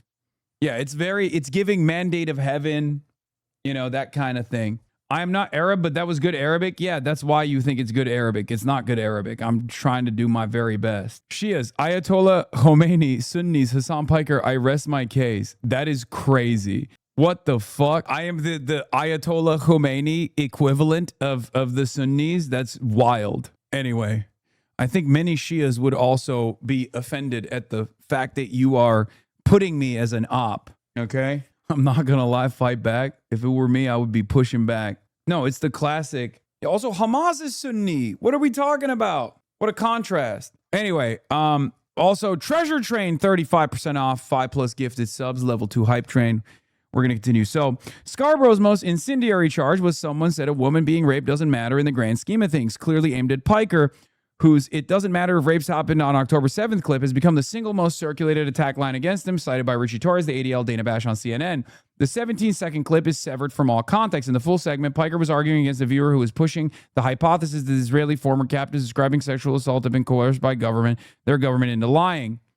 Piker called that idea ridiculous and urged his audience not to dismiss non-firsthand accounts. His pushback was that whether or not one accepts these accounts, it does not retroactively justify a genocide or strip Palestinians of the right to live free of occupation. It was the opposite of rape doesn't matter, as Scarborough now puts Piker's words. Even outlets covering the controversy have noted the clip is used to claim Piker denies assaults, when in context he was refusing to let a viewer wave away allegations. The end. Oops, wrong one. Joe Scarborough continued condemning Hasan Piker for, in his words, saying rapes of Jewish women don't matter. That is insane. That is an insane statement. It is completely ridiculous. I've never said that. But of course, you can get away with saying whatever the fuck you want in mainstream media against a person who is a prominent critic of Israel. This is the unfortunate reality. For many, many years, I've been around. Okay? I've been an advocate for progressive values my whole life. Okay? For my entire professional media career. Up until October 7, I never received this level of anger, this level of universal anger, universal enmity. It is unfucking believable that there are so many diehard loyalists to the Israeli cause that they just straight up find it completely unacceptable, and they will go to any length to lie and besmirch and smear. It is fucking ridiculous. The anger from media elites should be understood not as a political argument, but as frustration that they're losing market share. They are mad that fewer people are paying attention to corporate media, which means media elites are losing relevance, power, and ultimately business. They are wrapping that rage in electability arguments and political punditry. But the rage, the really deep anger exemplified here, screaming at a Twitch streamer and effectively demanding politicians stay away from independent media, isn't about political ideology or what particular strategy they think Democrats should adopt. For these media folk, it's about something way deeper and way more personal, their loss of status that they've enjoyed for decades and that they feel entitled to. That's exactly what this is. That's the secondary component in this conversation. I think the primary component is zealotry. Joe Scarborough is a Zionist. Joe Scarborough has grown up in a media environment, in a political environment where it was unquestioned. The loyalty that America is unquestioned, right? And he's never had anyone in his immediate orbit that has ever questioned that loyalty, that has ever questioned the allegiance that we have. So from his perspective, he's like, what the fuck is going on? These youths, they're going crazy. From his perspective, the only opposition to Israel could be concocted from an anti-Semitic perspective. That's his primary reason for behaving this way. He is reminded of his, in some respects, mortality. Okay? He is reminded of his mortality, that changes are happening all around him in ways that he cannot comprehend, and he's angrily lashing out. Okay, so it's not even just about Zionism necessarily, but it's about living in a universe where the reality has shifted from under his feet, and he cannot control it. The reality around him is changing, and he cannot control it. This is a terrifying prospect for a lot of boomers. Okay, this is the motivation for why they refuse change so aggressively. To concede to these seismic shifts is to recognize one's mortality. It's that simple. For many, that zealotry doesn't come from some kind of weird sense of loyalty to the nation state of Israel. I mean, I'm sure there is plenty of that as well. But that's why it's so difficult to get boomers to understand, current cultural shifts. They got a death grip. But here in the media, Joe Scarborough had obviously enjoyed a position of prominence and influence for his whole life. He's worked hard, okay? He's worked hard to get to this position. He sucked the right dicks, you know? He has this wonderful career. And now, all of a sudden, some random 35-year-old with an internet connection and a fucking camera gets to command the attention of a far larger audience than his? Are you kidding me? And now they're saying unthinkable things about the nation state of Israel? Are you fucking triply kidding me? Get the hell out of here. That's his response. That's why he's like losing his mind. That's why he can't come to terms with the fact that these unspeakable things are not only being spoken, okay, but they're also reaching people and they're changing people's minds. These are forces completely beyond his control. That's the reason why these guys lose their fucking minds. That's the reason why they have no investment in trying to contend with these narrative changes. They don't want to understand why people are arriving at these conclusions, and they certainly don't see children in body bags, children in trash bags being carried into hospitals in Gaza. So they just swing wildly at the fences. The comments are ripping him apart. Lamau. It's not. The link is broken. Shannon, I get that you hate Hasan. Fine, we can disagree, but is there anyone who has turned the under 35 crowd locked in the way that he does? Do you see how the GOP is trying to divide Dems and take away one of the Democrats' biggest weapons? I don't hate anyone. I'm repulsed by his excusing rape, engaging in bigotry and racism, and spreading conspiracy theories. He's a weapon because he's vile. We must embrace him because the very online look up to him is the same thing the right said about Charlie Kirk. Same. I don't hate anyone. I'm concerned when people can't distance themselves from statements like it doesn't matter if fucking rapes happen on October 7th. That is offensive, whether said about Muslims, Jews, or Christians. This is not hard.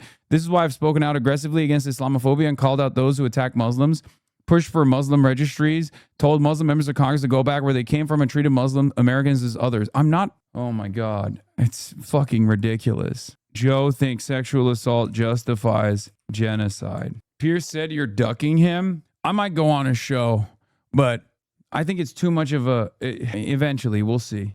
No one. Wait, who is this for, man? Corrected link from the dashboard. I mean, there's only 23 comments, dude. Joe has more disdain for the left than the Republicans. Why is that? He's right, you know. Amen. Free Palestine. Joe, please shut the fuck up. Did they delete him crashing out over Hasan? I saw him getting ratioed in the comments. Now the post is gone. Oh, this is the new post that they put up. Blue Sky post for today. Yeah, I saw that. Tennessee Hall are doing the work. In case you missed it, Joe Scarborough just went on an unhinged rant against Hasan Piker, taking his comments about 10-7 out of context. He won't have Hasan on to discuss it, so we put Hasan explaining what he actually said after Joe's red-faced diatribe. And I never watched them again, and I never will. Between them and Ali Velshi, I don't watch either. I haven't watched Joe or Mika since 2016 when Trump got elected. Yeah, Blue Sky Liberals got me. If nobody got me, Blue Sky Liberals got me, okay? Which is cool. Facebook boomers. Far left Twitch streamer Hasan Piker recently defended his rhetoric, calling Hamas 1,000 times better than the fascist settler colonial apartheid state of Israel, despite acknowledging it was intentionally provocative. I say that on purpose, Piker said. I want to force people to really think about what I'm saying. I want to challenge them to think about it a little bit. The streamer made the comment in a social media post earlier this year and has since doubled and tripled down on the claim while facing backlash. Though he conceded that he would likely alienate fewer people by simply saying Israel was worse than Hamas, Hasan Piker said it wasn't his style. His statement does not mean they're good or commendable. Would a resistance militia exist if there were no occupation? The worse Israel treats its colonized, the more violent the resistance would be. This is a very natural and objective expected counterforce response. I guess after that, he said something provocative. No one under 50 on either side of the aisle disagrees with this. Would I want to live there? No. Would I want them to live there? No. Do I respect their resolve? Yes. Would I do the same exact thing in their situation? Absolutely. It's not even a debate. It's just common sense. There is a thing called math. In the context of victims is true. And that was the context he was using. I mean, all you got to do is look at the numbers. He's right. Not saying Hamas is good, of course, but Israel is much, much worse. You are just making him cooler. I see, not lie. He's right, and he should say it. I mean, that's a measurable truth. Where is the lie? The facts prove this claim. I don't support what Hamas does. However, all you have to do is understand the history to understand how Hamas came to be. That's all I'm saying. Well, that's like saying the rebellion is better than the empire. 54, and I do not disagree either. That's not provocative. It's truth. Even a broken clock is right twice a day. Yes, the lesser of two evils argument. Not just thousands, but millions. Most of America agrees with this. Most of the world outside of the U.S. has known this for decades. He sounds well informed. I mean, he isn't wrong. Then go live there if it's so great. There's like every couple Every couple comments, there's like one boomer who's like, well, fuck you. Go live there then. Brother, the suit method radicalized the Facebook segment? I think so. We are winning the people, man. We're winning the people because we are on the side of truth. Okay? Anyway, let's continue. This is about the Democrats once again fumbling the football on the 2-yard line when they have a chance to make great gains, but being so woke, I don't know if you want to call it woke 1, woke 2, or woke 3, but being too woke to call out the obvious. I swear to God. It's crazy that we're even having this conversation. If somebody says a woman being raped doesn't matter in the grand scheme of things, it's okay to call that person out and demand that candidates distance themselves from those people. If you want to rule, over a party and win elections. He's losing his mind. Bro, was he this mad when Trump won? Because if I recall correctly, when Trump won the second time, he went to Mar-a-Lago to kiss the ring and the tip of Trump's penis. You bitch. Suck my dick, Joe Scarborough. Oh my God. God damn, dude. Boomers and their emotional support apartheid state. Holy fuck. God damn, dude. You tell a boomer, hey, man. Hey, can we have more housing? They go, I will literally do everything in my power to destroy you. You tell a fucking boomer, your emotional support apartheid state has gone too far. They did a genocide that's unjustifiable. They go, I will do everything in my power to destroy you. Oh my God. We get it, bro. You think the Palestinians deserved it. We get it. Oh my God. I'm so glad the two of you are finally communicating. Yeah, we're not. He'll never have me on his show. MSNBC will not have me on any of their broadcasts. There's a couple executives at CNN, MSNBC, and all these other media properties that have decided I am too odious a figure to have on the broadcast, and it's far better to just talk about me. I am willing and able. I will go to CBS. I will go to ABC. I will go to CNN. And I will discuss these issues. I'll go on MSNBC, MS Now. Sorry for dead naming. It's not like I'm not accessible. I am accessible. I'm a media person. I'm a media figure. I'm a media figure that commands the attention of sizable audiences, just as you do. We could just easily have a conversation. Y'all have literal fucking psychopaths all the time on your shows. You've had Stephen Miller on your broadcast all the fucking time. He's responsible for all of the ICE activities on U.S. soil, including but not limited to kidnapping our neighbors, sending them to El Salvador without due process, murdering white Americans, right? Not just brown Americans, white Americans as well. And you have him on. You go on. He's a genocidal war criminal. He's responsible for the deaths of more than 20,000 children. He's murdered more than 20,000 children. You have him on. And you yap around like he's a normal dude. He has a fucking arrest warrant by the International Criminal Court. But a Twitch streamer is a bridge too far. A Twitch streamer who, unfortunately for you, has the overwhelming majority position on your emotional support apartheid state. To pro-Hamas rallies the day after Hamas slaughtered more Jews than on any day since the Holocaust. I missed this. I think 90% of Americans would think that is abhorrent. And so, again, they'll try to blur lines going, oh, well, they just don't support health care for all. Or, oh, no, we're not saying that. We just support hate speech. And He does. There it is. He does. He does support hate speech. You join the ranks of Gore Vidal and Noam Chomsky on that blacklist, except there's a difference here. We don't live in the same media environment that they lived in. That's the big difference. And that's also part of the reason why these guys are fucking losing their minds. Because back in the day, you could just blacklist someone. Norm Finkelstein was blacklisted, right? That's why you'll never hear a prominent anti-Zionist Jew explain their position in mainstream news. You think that's weird? Don't you find that odd? Are there no prominent anti-Zionist Jews? Like, with the exception of Ezra Klein, maybe interviewing. Edward Said is not a Jewish person. And you'll never hear from a Palestinian any longer, regardless. Back in the day, at least Edward Said would go on TV every now and then. They don't do that. Nope. Brad Lander is not an anti-Zionist. You will never hear from Gabor Mate. You will never hear from Norm Finkelstein. You will never hear from Elon Pape. You'll never hear from Avi Shalim. You'll never hear from Raz Segal. Why? You think these guys don't exist? You think these guys are not prominent academics? At most, you'll hear from Gideon Levy, maybe. Even then, you think Gideon Levy is inaccessible?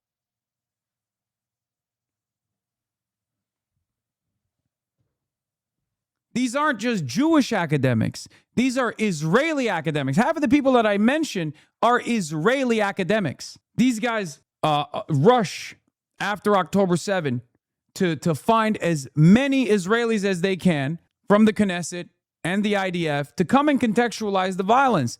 They don't have Ofer Kassif's phone number. They can't have Ofer Kassif on. I had Ofer Kassif on. He's a minister in the Knesset. Why won't these outlets have him on? Is his voice not relevant? Are their voices not relevant? There's American anti-Zionist Jews. There's Israeli anti-Zionist Jews. Why don't they ever have him on? And I've given up on the idea of ever having a Palestinian on, of course. That would be a bridge too far. I mean, they're barbaric savages. That's the attitude that these guys have. It's racism.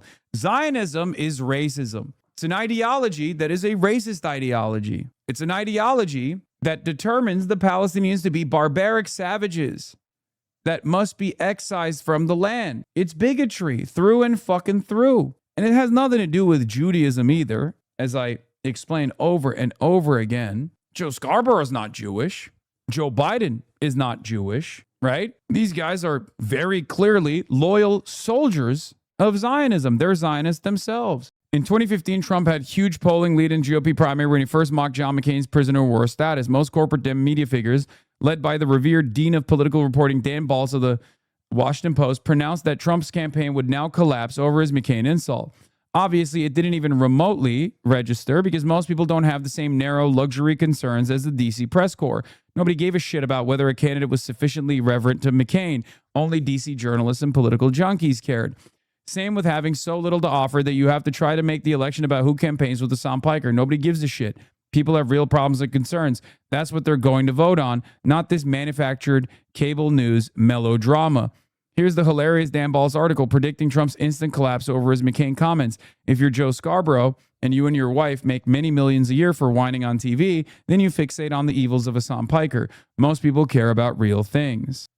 That's it. If somebody says going to a rally the day after Hamas slaughters more Jews than any time since the Holocaust, it's okay for Chuck Schumer. It's okay for Hakeem Jeffries to call that despicable and demand that people distance themselves from that. That's okay. So why are we demanding that people apologize for being right but too early in 2026 is crazy. You should be apologizing, you fucking baboon.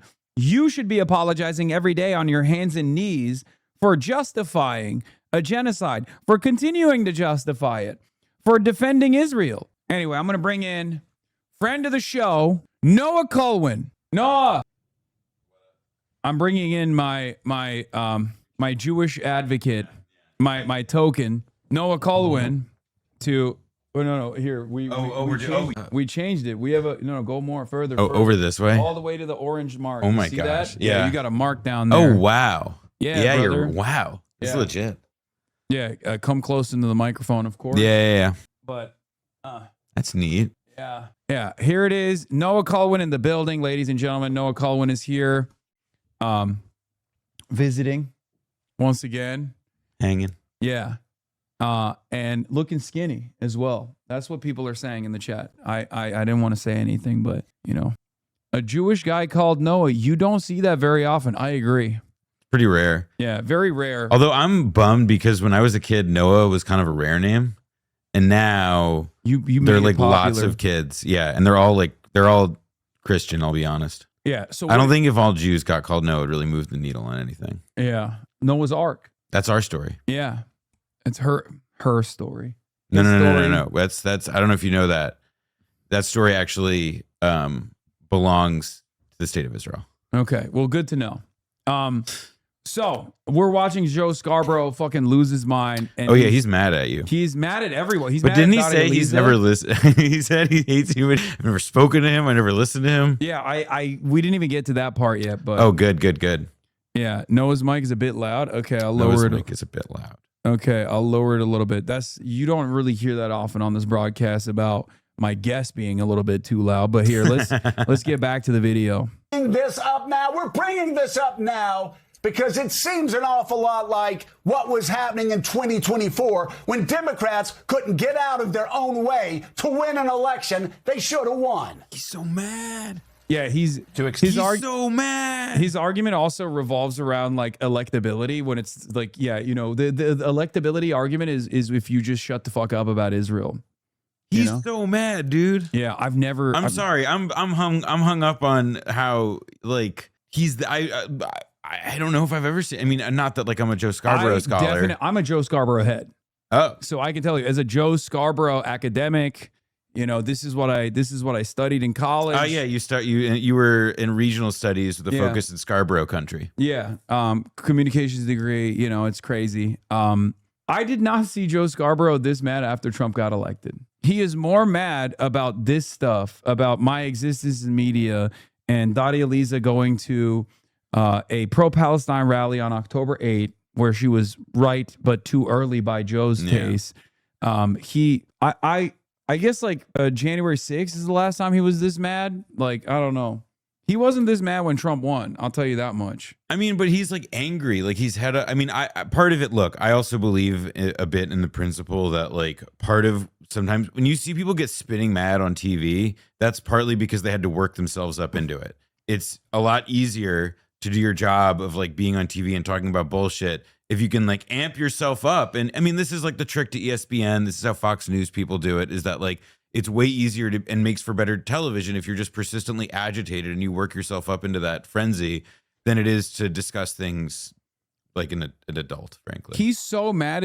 He's mad like Mika saw the meat pic. You know what I mean? like that's how fucking angry he is. Like he caught Mika looking at the meat pic or something this morning. Yeah, he like comes home, he saw the Rolling Stone spread and he's just like, mother, like Joe Pesci, motherfucker. And Mika's like, no, you don't understand. I was reading the articles. Like I was reading the article. It's just, I don't know how the Schmeat pick made it into my time. It's crazy.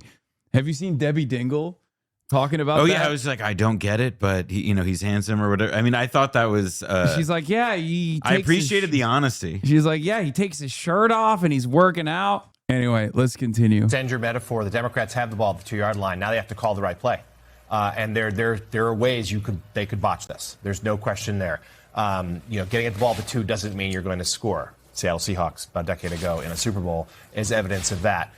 So this is where Democrats are, and that's why there is such scrutiny. It is understandable why there's such energy on the left, and we've just gone through all the reasons why. There's a lot of energy there. People are tired. People are sick. People think these fundamental issues need to be addressed. But that energy comes with a spotlight, and some questions have to get answered, and that's why we're looking at so many of these races right now as we head into the stretch run of this election year. We talked about Wisconsin. Joining us now live from Madison is MS Now reporter Will McDuffie. Will, good to see you.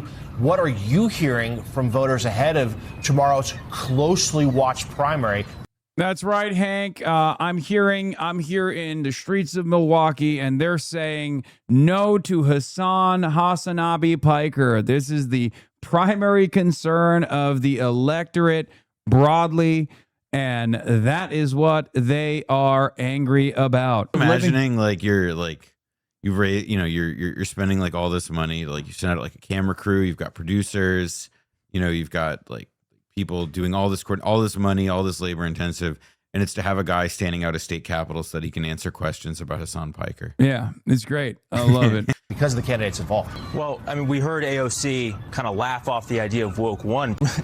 That's resonating with voters here because people, Democrats we've met who don't like Francesca Hong are citing things like her tweets to cancel Thanksgiving and abolish the police. And she has said that those are bad takes that she made 5-6 years ago under the stress of being a small business owner and being a student. But mind you, she made those comments when she was either running for the state assembly or was already sworn in. So she was a public. There is. I don't care. Dave Weigel. I don't brought care, this man. up. Dave I Weigel don't brought this care. up in his analysis before, but it's like very strange that like there's been a total reversal where like Francesca Hong comes on my stream and we talk 2 hours. We talk for 2 hours about policy, about what she's going to do for the voters, like what she cares about. And then she goes on mainstream media and they're like, well, you made a Thanksgiving tweet where you said folks with an X in 2020. Why don't you kill yourself? And it's like it's completely topsy-turvy. You would expect like independent media, people like myself, to be silly and like, you know, do silly things, care about silly things, talk about silly things. Whereas the sensationalized quick media hit environment has made it so that they're talking about silly things when they go on mainstream outlets for like, you know, 2 to 3 minutes. Whereas when they're here, they talk about policy for 2 fucking hours. I mean, look, I'll give my simple answer about why that's the case, which is, do you think that Joe Scarborough could lead an interesting discussion about like data center politics? Like the answer is no. Yeah, that's true. Like I just genuinely believe that the reason they're talking about this is because this is what they're equipped to talk about. Like why is ESPN like currently in this like stupid meathead era? It's because like they employ meatheads to like talk about takes, and like they have fewer people with knowledge, and we're getting reporters, you know, which is to say that like this is not just in politics. It's just that obviously, you know, politics arguably matters a little bit more than sports media. And at least in this case, it's like, yeah, Joe Scarborough is just like, that's not what he talks about. He's not the guy to explain like, like in Wisconsin, you know, part of what's like powered Francesca Hong's, you know, campaign to the position that it's in is like a lot of resentment and a lot of anger about a whole set of like policy issues and realities about people's lives that don't really have to do with Hasan Piker. The Francesca Hong polls should be a wake-up call for the DC elite to be like, how are we getting this so wrong? And yet, in their sense of entitlement and their unbelievable smug elitism, they're like, we shouldn't even, you know, look at our priors and maybe try to analyze what Wisconsin voters are paying attention to, what they care about. And instead of doing that, when you got like someone up 20 points, right? So against the established media narrative, instead of looking at the environment of like what the voters are demanding, they're like, no, the voters are wrong. They're just stupid. They're just stupid, wrong, and unaware that like she is a bad candidate. And it's unfucking believable. Like 20 points. She's winning every demographic except for 65 plus, where she's tied with Crowley in the last poll that came out. She's winning every demographic by like 60 points. If you go back to like the 18 to 35, she has like a 69 point advantage. I mean, I think another part of this is, well, and also look, 10 years ago in a different lifetime for me, when I was like a reporter covering Silicon Valley and media, I had a boss, a great reporter named Ed Lee, who told me, you know, just as like an exercise, like look at the average age for the people who watch MSNBC, I guess now, that's MS Now. Sorry, that's the dead name. MS Now. Yeah. Multiple sclerosis now. And Fox and CNN. And what is the commonality? Like the average age, and this is in 2016, like every single one of those networks, the average age of their viewers was into the 60s. For Fox, it was like 69. I think CNN, it was 63. And MSNBC, it was 61. That was in 2016. That was 2016. I do not imagine that those numbers have improved substantially. No, they've just gotten older. And so I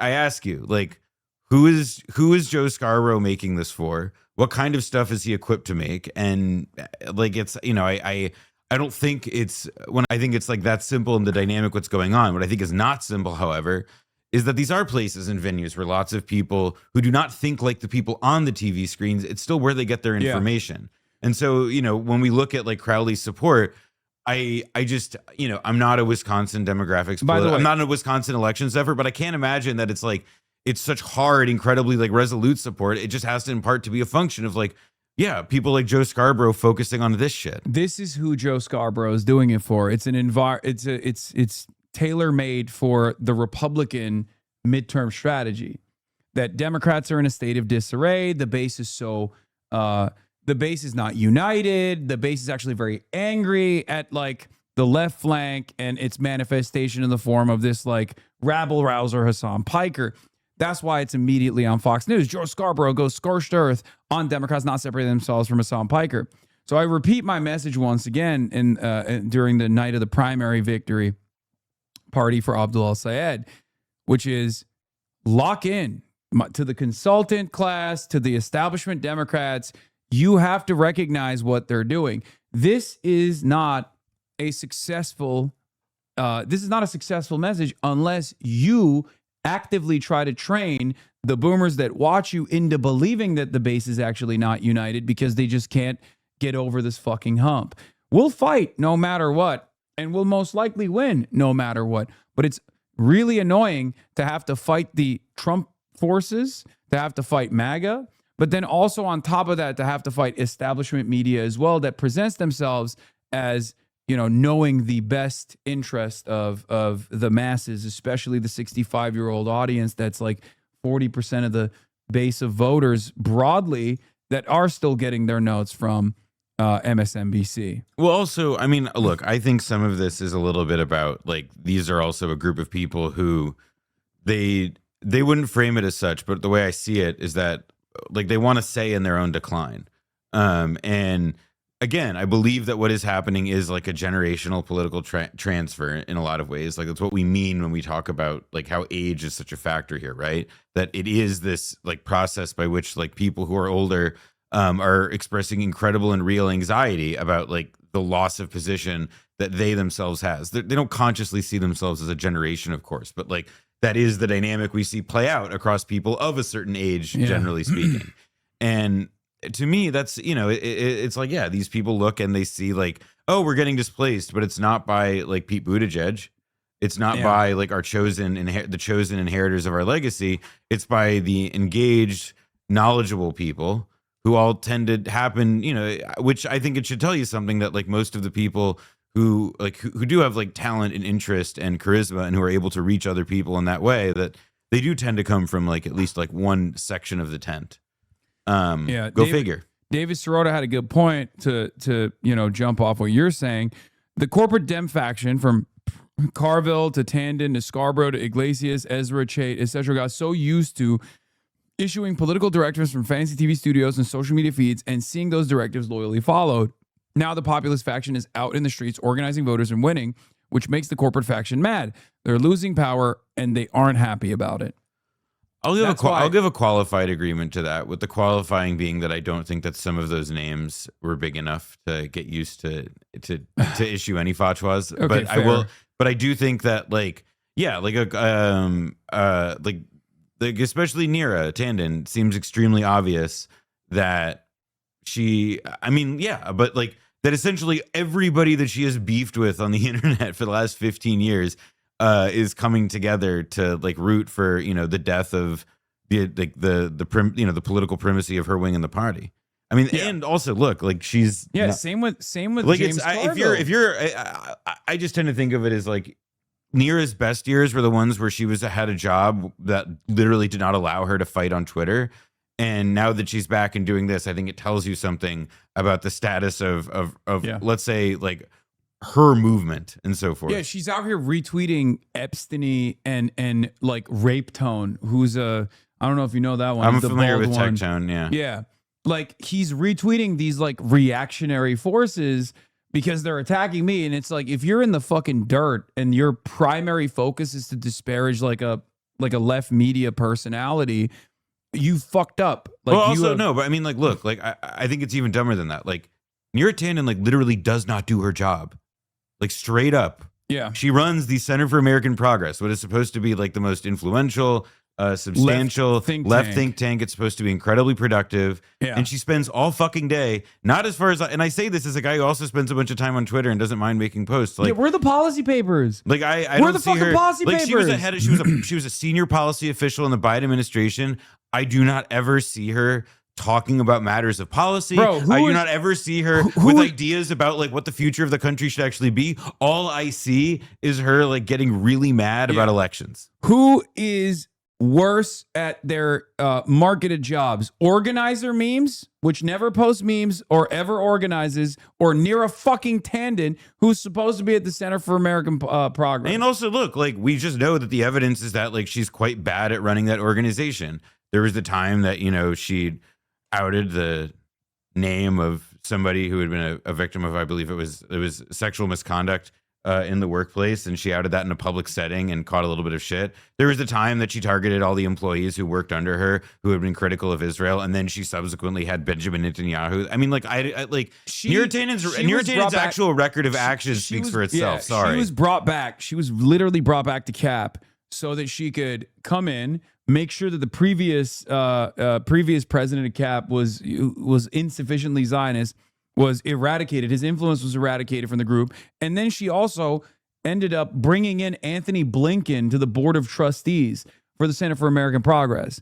So, like, it's very clear what her goal is. Her design is to ensure that the prestigious premier left think tank, or liberal, you know, I guess somewhat progressive think tank, is still churning out like Zionist propaganda. That's her fucking job. And I mean, I think, look, I do think there are a lot of people at CAP who do perfectly fine work and everything. I think it's more. Yeah, like, I know people. But of course, we both there. do. It's where I see this though is that it's like, yeah, Nira gets to coast on the work of all those people who work for her, who do things that are perfectly anodyne and fine. And obviously, there are those who probably don't. But she gets to coast. You know, she gets to benefit from all their labor so that she can, like, spend all day on Twitter whining about Abdul spending too much time. Yeah, look at the board of directors. Look at this. Anthony J. Blinken, like, who's John Podesta, Nira Tandon, Donald Sussman. I mean, I guess you got Julian Castro. He's all right. It's fine. I just think it's like, look, like, I just think it's she's not a serious person. She's never been a serious person. She's a political liability in pretty much any context she's ever existed, and she treats everybody else on the left side of the aisle that exact same way, like that they're the carriers of the plague that she is. Yeah. Like, that's bullshit. Sorry. I just don't, it's, you know, like, it sucks. And it also, what I dislike about it more than anything is probably the, like, amount of oxygen that she sucks up from other people. Like, she derails shit, and it's irritating. All right, let's years continue ago, with this. under the stress of being a small business owner and being a student, but mind you, like, sworn in, Milwaukee won in terms of Democrats who spoke to us. They were against Hong because of electability. They just didn't think that she could beat Tom Tiffany in a general election. I mean, we're talking about Wisconsin here, purple state. The success we've seen with DSA has been in, like, deep blue congressional districts, and now we're talking about a swing state. But she does have a bunch of appeal, and we'll get to that. But I do want to play some sound from a voter who expressed those electability concerns. I think he is a state.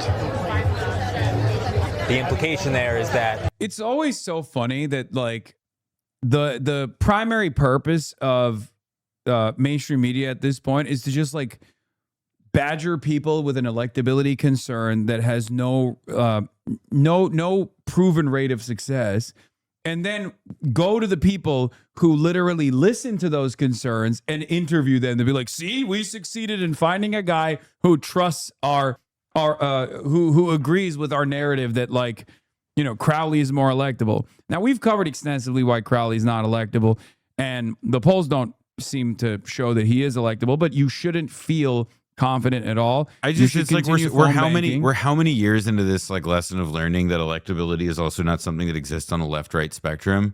Like, Donald Trump was more electable than Hillary Clinton in 2016, which is a sentence that, like, should, you know, he wasn't, and you know, that, like, is because people had, like, different, you know, it's what is electable mean stuff. And I'm not saying that means, I'm not, by the way, saying that means, like, Hong is more or less electable than anybody. That's not my point. It's just that, like, I think electability is like, it's, you know, unless you're talking about, like, did somebody, say, I don't know, sexually assault somebody else? I don't know just why that might have a relevant political concern to bring up in a candidate's credibility of late. Like, yeah, that's one thing, but, like, in general, like, electability as, like, this idea of, it's not, I don't know. It's like it's like something, like, as something for people among the masses and the chattering classes to get super head up about. It just feels boring. misplaced. Here's a good take, by the way. The reason attack ads targeting candidates over association with Hasan Piker keep not working is because for 90% of the people that would care, it requires explaining who Hasan is first. And at that point, it's just an ad about some guy this is that what the isn't a polling candidate. shows. Sorry, Hasan, I hate to break this to you, but like nobody knows who you are. No, I know. That's what I've been saying, but nobody listens to me.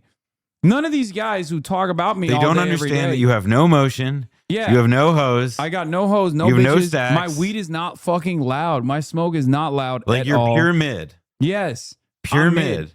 And for the people that do know me, if they don't like me, they are never voting for a Democrat anyway.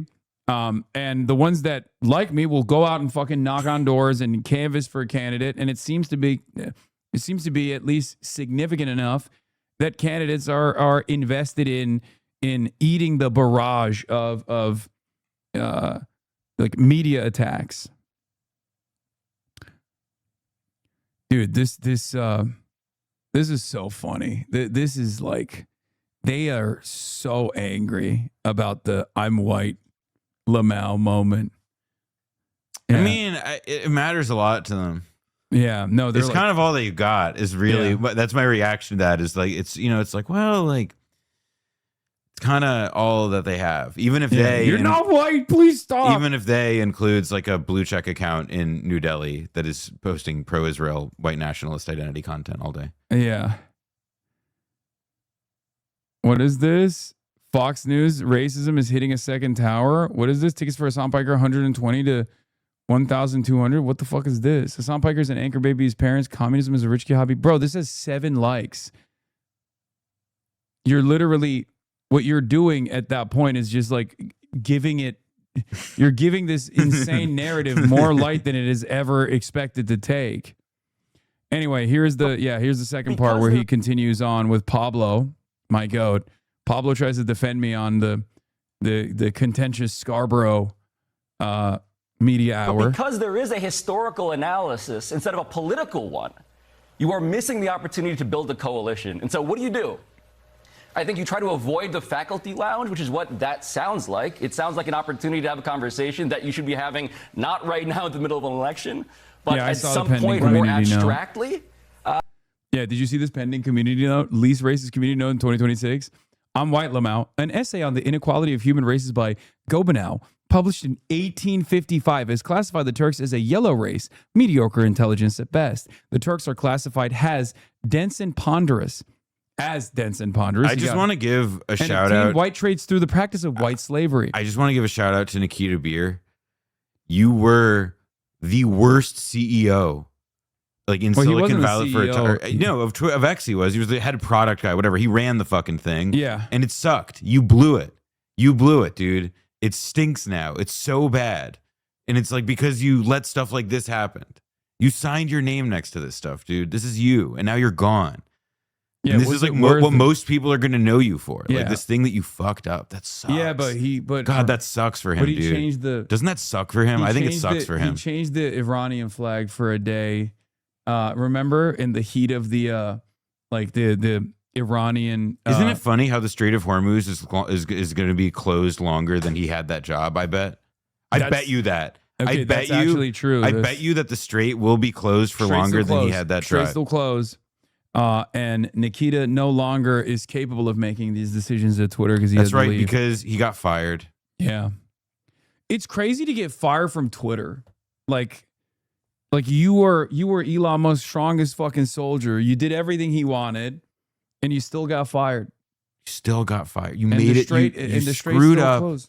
You made it worse. You did such a bad job, and you still got fired. Oh, you still got fired. It's not great, man. Not great. But hey, he left this wonderful white supremacist platform in the backdrop. All right, let's get back to Pablo. And in the meantime, you try to point out, look, Hasan Piker, I've talked to Hasan Piker before. I don't think he's Nick Fuentes. I think he's more like Charlie Kirk. And the idea there is there are people. God damn it, dude. That's your defense? We sat side by side. That's pretty funny. My ass, dude. Yeah. He fucking cooked my ass. Damn. Carry that flame. Yeah, we get provoke on the other side. The question is, as a party, as Dems, do you then hold yourself to a standard that is beyond what, again, the other side equivalent of the aisle is doing. And that's a political calculation for a party that hasn't made a lot of those, frankly. So I haven't spoken with Hasan Piker and haven't listened to him. When you talk to him... Wait, so you went on this motherfucking rant? You went on this motherfucking rant? That's crazy. He just admitted that he just never watched me. That's crazy. Did you ask him about 9/11, about the justification for 9/11, or him being unconcerned about Israeli women being... No, because normal people don't do that. Like, normal people are not like, hey, by the way, like, I know we're hanging out right now, but when you said America deserved 9/11, what was going on there? Like, I disavow you. Like, that's not a normal fucking conversation that takes place. Raped on October the 7th. That's not a leading question. I'm genuinely curious. No. If you had the opportunity to talk to him about that. Have not debated him on those issues. I know that that's stuff that I would never say. And the reality of that analysis that he has is familiar. It's the idea of American empire, Joe, and like, what have we wrought that we are now suffering, which is, again, this academic historical analysis from a million feet. But Abdul al-Sayed, from what he's saying now, right? What he's saying is, I would never say it, and it's unconscionable. And that's correct. But I welcome, by the way, that conversation. I don't even think it's a thing Hasan would debate at this point. It's something that you say when you're trying to make a point that forces the mainstream to reckon with all of the costs of what American militarism has done. And I would not say it's ridiculous. I just don't know how talking about Jewish women being raped has anything to do with what America's foreign policy has wrought. And yeah, I mean, this is the Newsbusters. I don't know what else he said. I don't know what else Pablo said. I haven't spoken to Hasan Piker and haven't listened to him. Joe Scarborough explaining that he has extremely strong opinions that require shouting indoors about a person he's never listened to. Yeah, even Ryan noticed it. Like, he's shouting. Like, it's weird. Yeah. Also, it's because he has to work himself up because it's a non-issue and he has to like get all high and like it's also the talking about like Israeli women getting raped thing is also like a tell, because it's about like, well, listen, I may have been loudly insisting that Israel should have had any and all means at its disposal to wage what like snowballed within a matter of hours into becoming like a genocide by any. But we need to focus on one of the guys who did call that correctly because of a point that he made in service of that argument that I didn't like. And it's like, all right, this is fucking boring, dude. That's boring. You're boring. You don't. Yeah. It drives me crazy because it's like, what do you do? Like, how do you? He doesn't want to have a conversation. Clearly, he's not listening to you. Yeah, this was a truc too. Hasan Piker's response to 9/11 was awful. The way he lied about WMDs and invaded the wrong country and manipulated the media into cheerleading a criminal war of choice and got thousands of innocents killed. Not cool, man. To which Glenn Greenwald responds, this is a key point about the endless Hasan Piker discourse.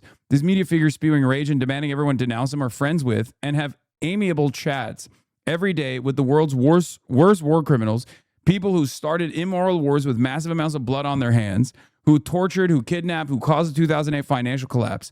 Whatever you think of Hasan Piker, he did none of that. He hasn't bombed anyone or obliterated families or caused generations of economic deprivation. His main crime, aside from the main one, hostility towards Israel, is that he streams for 12 hours a day every day, and they can find 2 or 3 things that he has said that they repeat over and over, particularly the 9/11 comment, which he retracted and for which he repeatedly apologized. Watching these media figures who are friends with Bush and Cheney, monsters, and Obama fiends who dropped drones on wedding parties and oligarchs who wiped out 2 generations of America's financial security act as if Hasan Piker is some unique evil is utterly farcical. Seems like they arbitrarily pick someone out to use as a symbol and scapegoat for channeling public rage in a politically useful manner. Considering he's a live streamer and the whole purpose of the medium is to be edgy, they also really have found very little to justify even that, as seen in the House resolution personally condemning him, which had almost no substantiation, bizarre and authoritarian system. Like, the wildest part about it is that, like, I've spoken for more than 22,000 hours since I started live broadcasting on Twitch, and it's, those numbers are going to continue growing, right? They have like 5 fucking things, and like 4 of them are not even fucked up, and one of them you could describe, you could explain, and most people would agree with. And it's crazy that that's what they're doing at a time when like it's very clear that like most of the public don't give a shit about choice words. They don't. They voted for Trump. They voted for Trump to win the presidency twice. So they don't give a shit. Like the whole like, yo, you got to apologize for your fucking words. I when think they should be apologizing for their words. They've been defending Israel even to but this there's day. no like, but it's like, this is about like, okay, like if Joe Scarborough started asking himself those kinds of questions, then it would sort of necessitate asking a whole lot of other questions. And I just don't think he's ready to pull that Jenga brick. And so this is, you know, like what's kind of sad about this situation, frankly, which is what I was saying about how like you can't talk with these people. It's what's sad and frustrating is like, this is not an invitation to discourse. This is not a good discourse. What it is like it's really good discourse. It's a weapon. For them. I mean, like, look, it's really good discourse for them because it literally takes away from having a productive conversation well, about anything. It becomes a thing. Like put it this way, right? Like it becomes a question that they use, a framing device that they use when talking with an AOC, when talking with an Abdul, when talking with literally anybody whose politics are somewhere to the left of Rahm Emanuel. Yeah. Like they will get asked about Hasan Piker now. Even if their politics are to the right of Rahm Emanuel, they will get asked about Hasan Piker now. Yeah. But that's not my point. My point is that like if you're a progressive, you are going to be held to account for whatever it is that you say. Fine. Yeah. And that's just like it's not actually like they're not interested in like, you know, having a conversation about any of this stuff. Or I mean, having a conversation with you. It's they want to use your whole existence as a cudgel. So they're going to recycle the same 4 quotes until, and you know, listen, we could workshop this today. We could give them a new quote. Yeah, I'll say something crazy. We could do that today. Like, right. Maybe that would be a good use of time. Yeah. This is, I think, a pretty good button to end this segment on. It's wild at the left's excesses because it goes back to the woke 1, woke 2 argument that we were having, or the conversation we were having earlier, that like the left's excesses on woke 1 were just like bad tweets or silly tweets.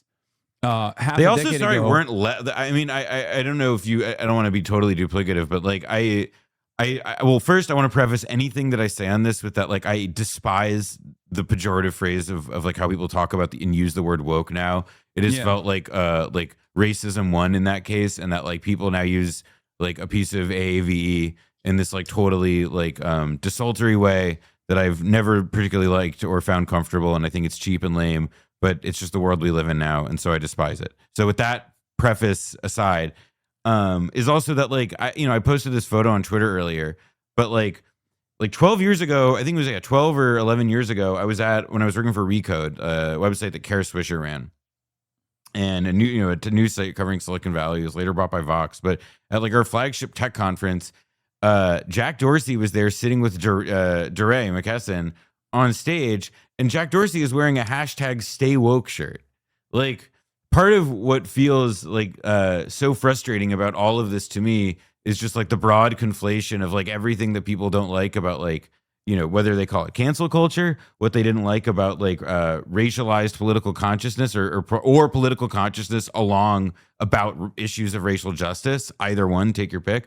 Like all of this shit felt like it's just like, well, we're going to take the worst shit of that and we're going to lay that at the feet of like Francesca Hong. You know what I mean? Like, fuck that. Like, I'm just it's a way to rehash the same fucking narratives of like cancel culture. Don't you remember how annoying you guys were and how annoying you made us feel, how bad you made us feel for our remember positions? How bad you made me, like an executive at LinkedIn, feel for whatever fucking, like, fuck. Like, and it's like, and they leaned into it at the time too as a marketing tool. And it was cynical then. It's cynical now. Fine. Yeah. But I'm just like, I'm not really interested in throwing the baby out with the bathwater. But doing it right now also is annoying because you're basically in some respects like, were there excesses as far as like annoying tweets? It doesn't matter at the end of the day because the excesses of the moderates, as Julian Brave Noisecap points out, are foreign wars with death tolls in the hundreds of thousands, and the right's excesses are like literal attempts at authoritarianism, you know, putting people in concentration camps.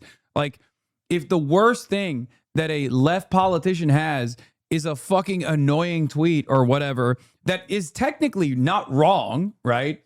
But just like it makes you feel bad about and look, American history, and none or of this is about like not learning how to like prioritize certain messages over others, having to like be approachable in what you talk about, you know, like use it, like, you know, also like beginning discussions that you can finish and sound credible in, like, which is not always easy with talking about things like defund the police. Like, granted, you know, this is what being like individually judicious and personally strategic means, right?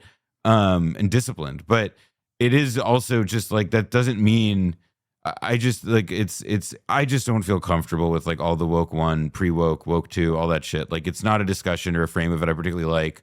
And I think it was just fake. It was always the thing that annoys me is like the corporate the corporate, like the corporatized version of like the sanitized identity politics and social justice was like very clearly a marketing technique, and people weren't wrong to call it out. I mean, I called it out at the time too. Well, to yeah, say, like, I mean, I remembered like being like suffering the consequences for being perceived as a person who, like, you know, might have called, like, it's just like it's a little bit through the looking glass right now. I think a lot of the people also, like, some of the stuff that like really grinds my gears are seeing a lot of the people who were like hiring managers and editors in chief and senior executives at companies that like led the charge in some of the more dubious aspects of what they are now calling woke one or whatever. And it's just like, I would literally rather just like skip this by, pay it no mind, and try and move on and find more productive ways to talk about any of this shit. Yeah. Just because like the amount of hypocrisy that I feel like as somebody who has a memory longer than 10 minutes with this is like, yeah, it's going to make my eyes roll. I also back into the, like, you know, into fucking like 2011. I also think it was really fucking annoying is the people who are like hyper obsessed with culture wars on the opposing side to be like, this is all culture wars. And then they become culture warriors themselves, like Zay Jelani, who literally has made it his life's mission to only talk about like woke one or how ridiculous it was, where you're like, okay, you're doing the same thing on the opposing side. Like you're and far worse because you happen to be also on the side that is like somewhat less empathetic, less moral, or less historically correct at the very least. And I find that to be just as unproductive as the people doing the opposite thing. Or if not more unproductive, because you're still a fucking culture warrior at the end of the day. Like, you're no different. You're not above it. You're not above it at all when all your output revolves around identity politics and how the shallow nature of it or the cynical deployment of it. Well, I also think like what it really limits you with more than anything, right, is that it makes you into a certain kind of an idiot. And by a certain kind of an idiot, what I mean is that you lose, like, to me, a huge amount of like politics, and at least shapes what I think about what my own politics should be, is like where I see like the people, like where are the people who I want to be with and who espouse values and seem like talented and creative and have like an, you know, like a dynamic understanding of the world, and it evolves to suit it, and, you know, while retaining a commitment hold. Like I think about where are the people and how to get to them, and I really never find that like any of these people who organize their identity, organize their perspective, organize their frame of reference around these issues and around like the you know, quote unquote backlash of all this shit from the last decade and a half or whatever. Like I just, the last 5 years in particular,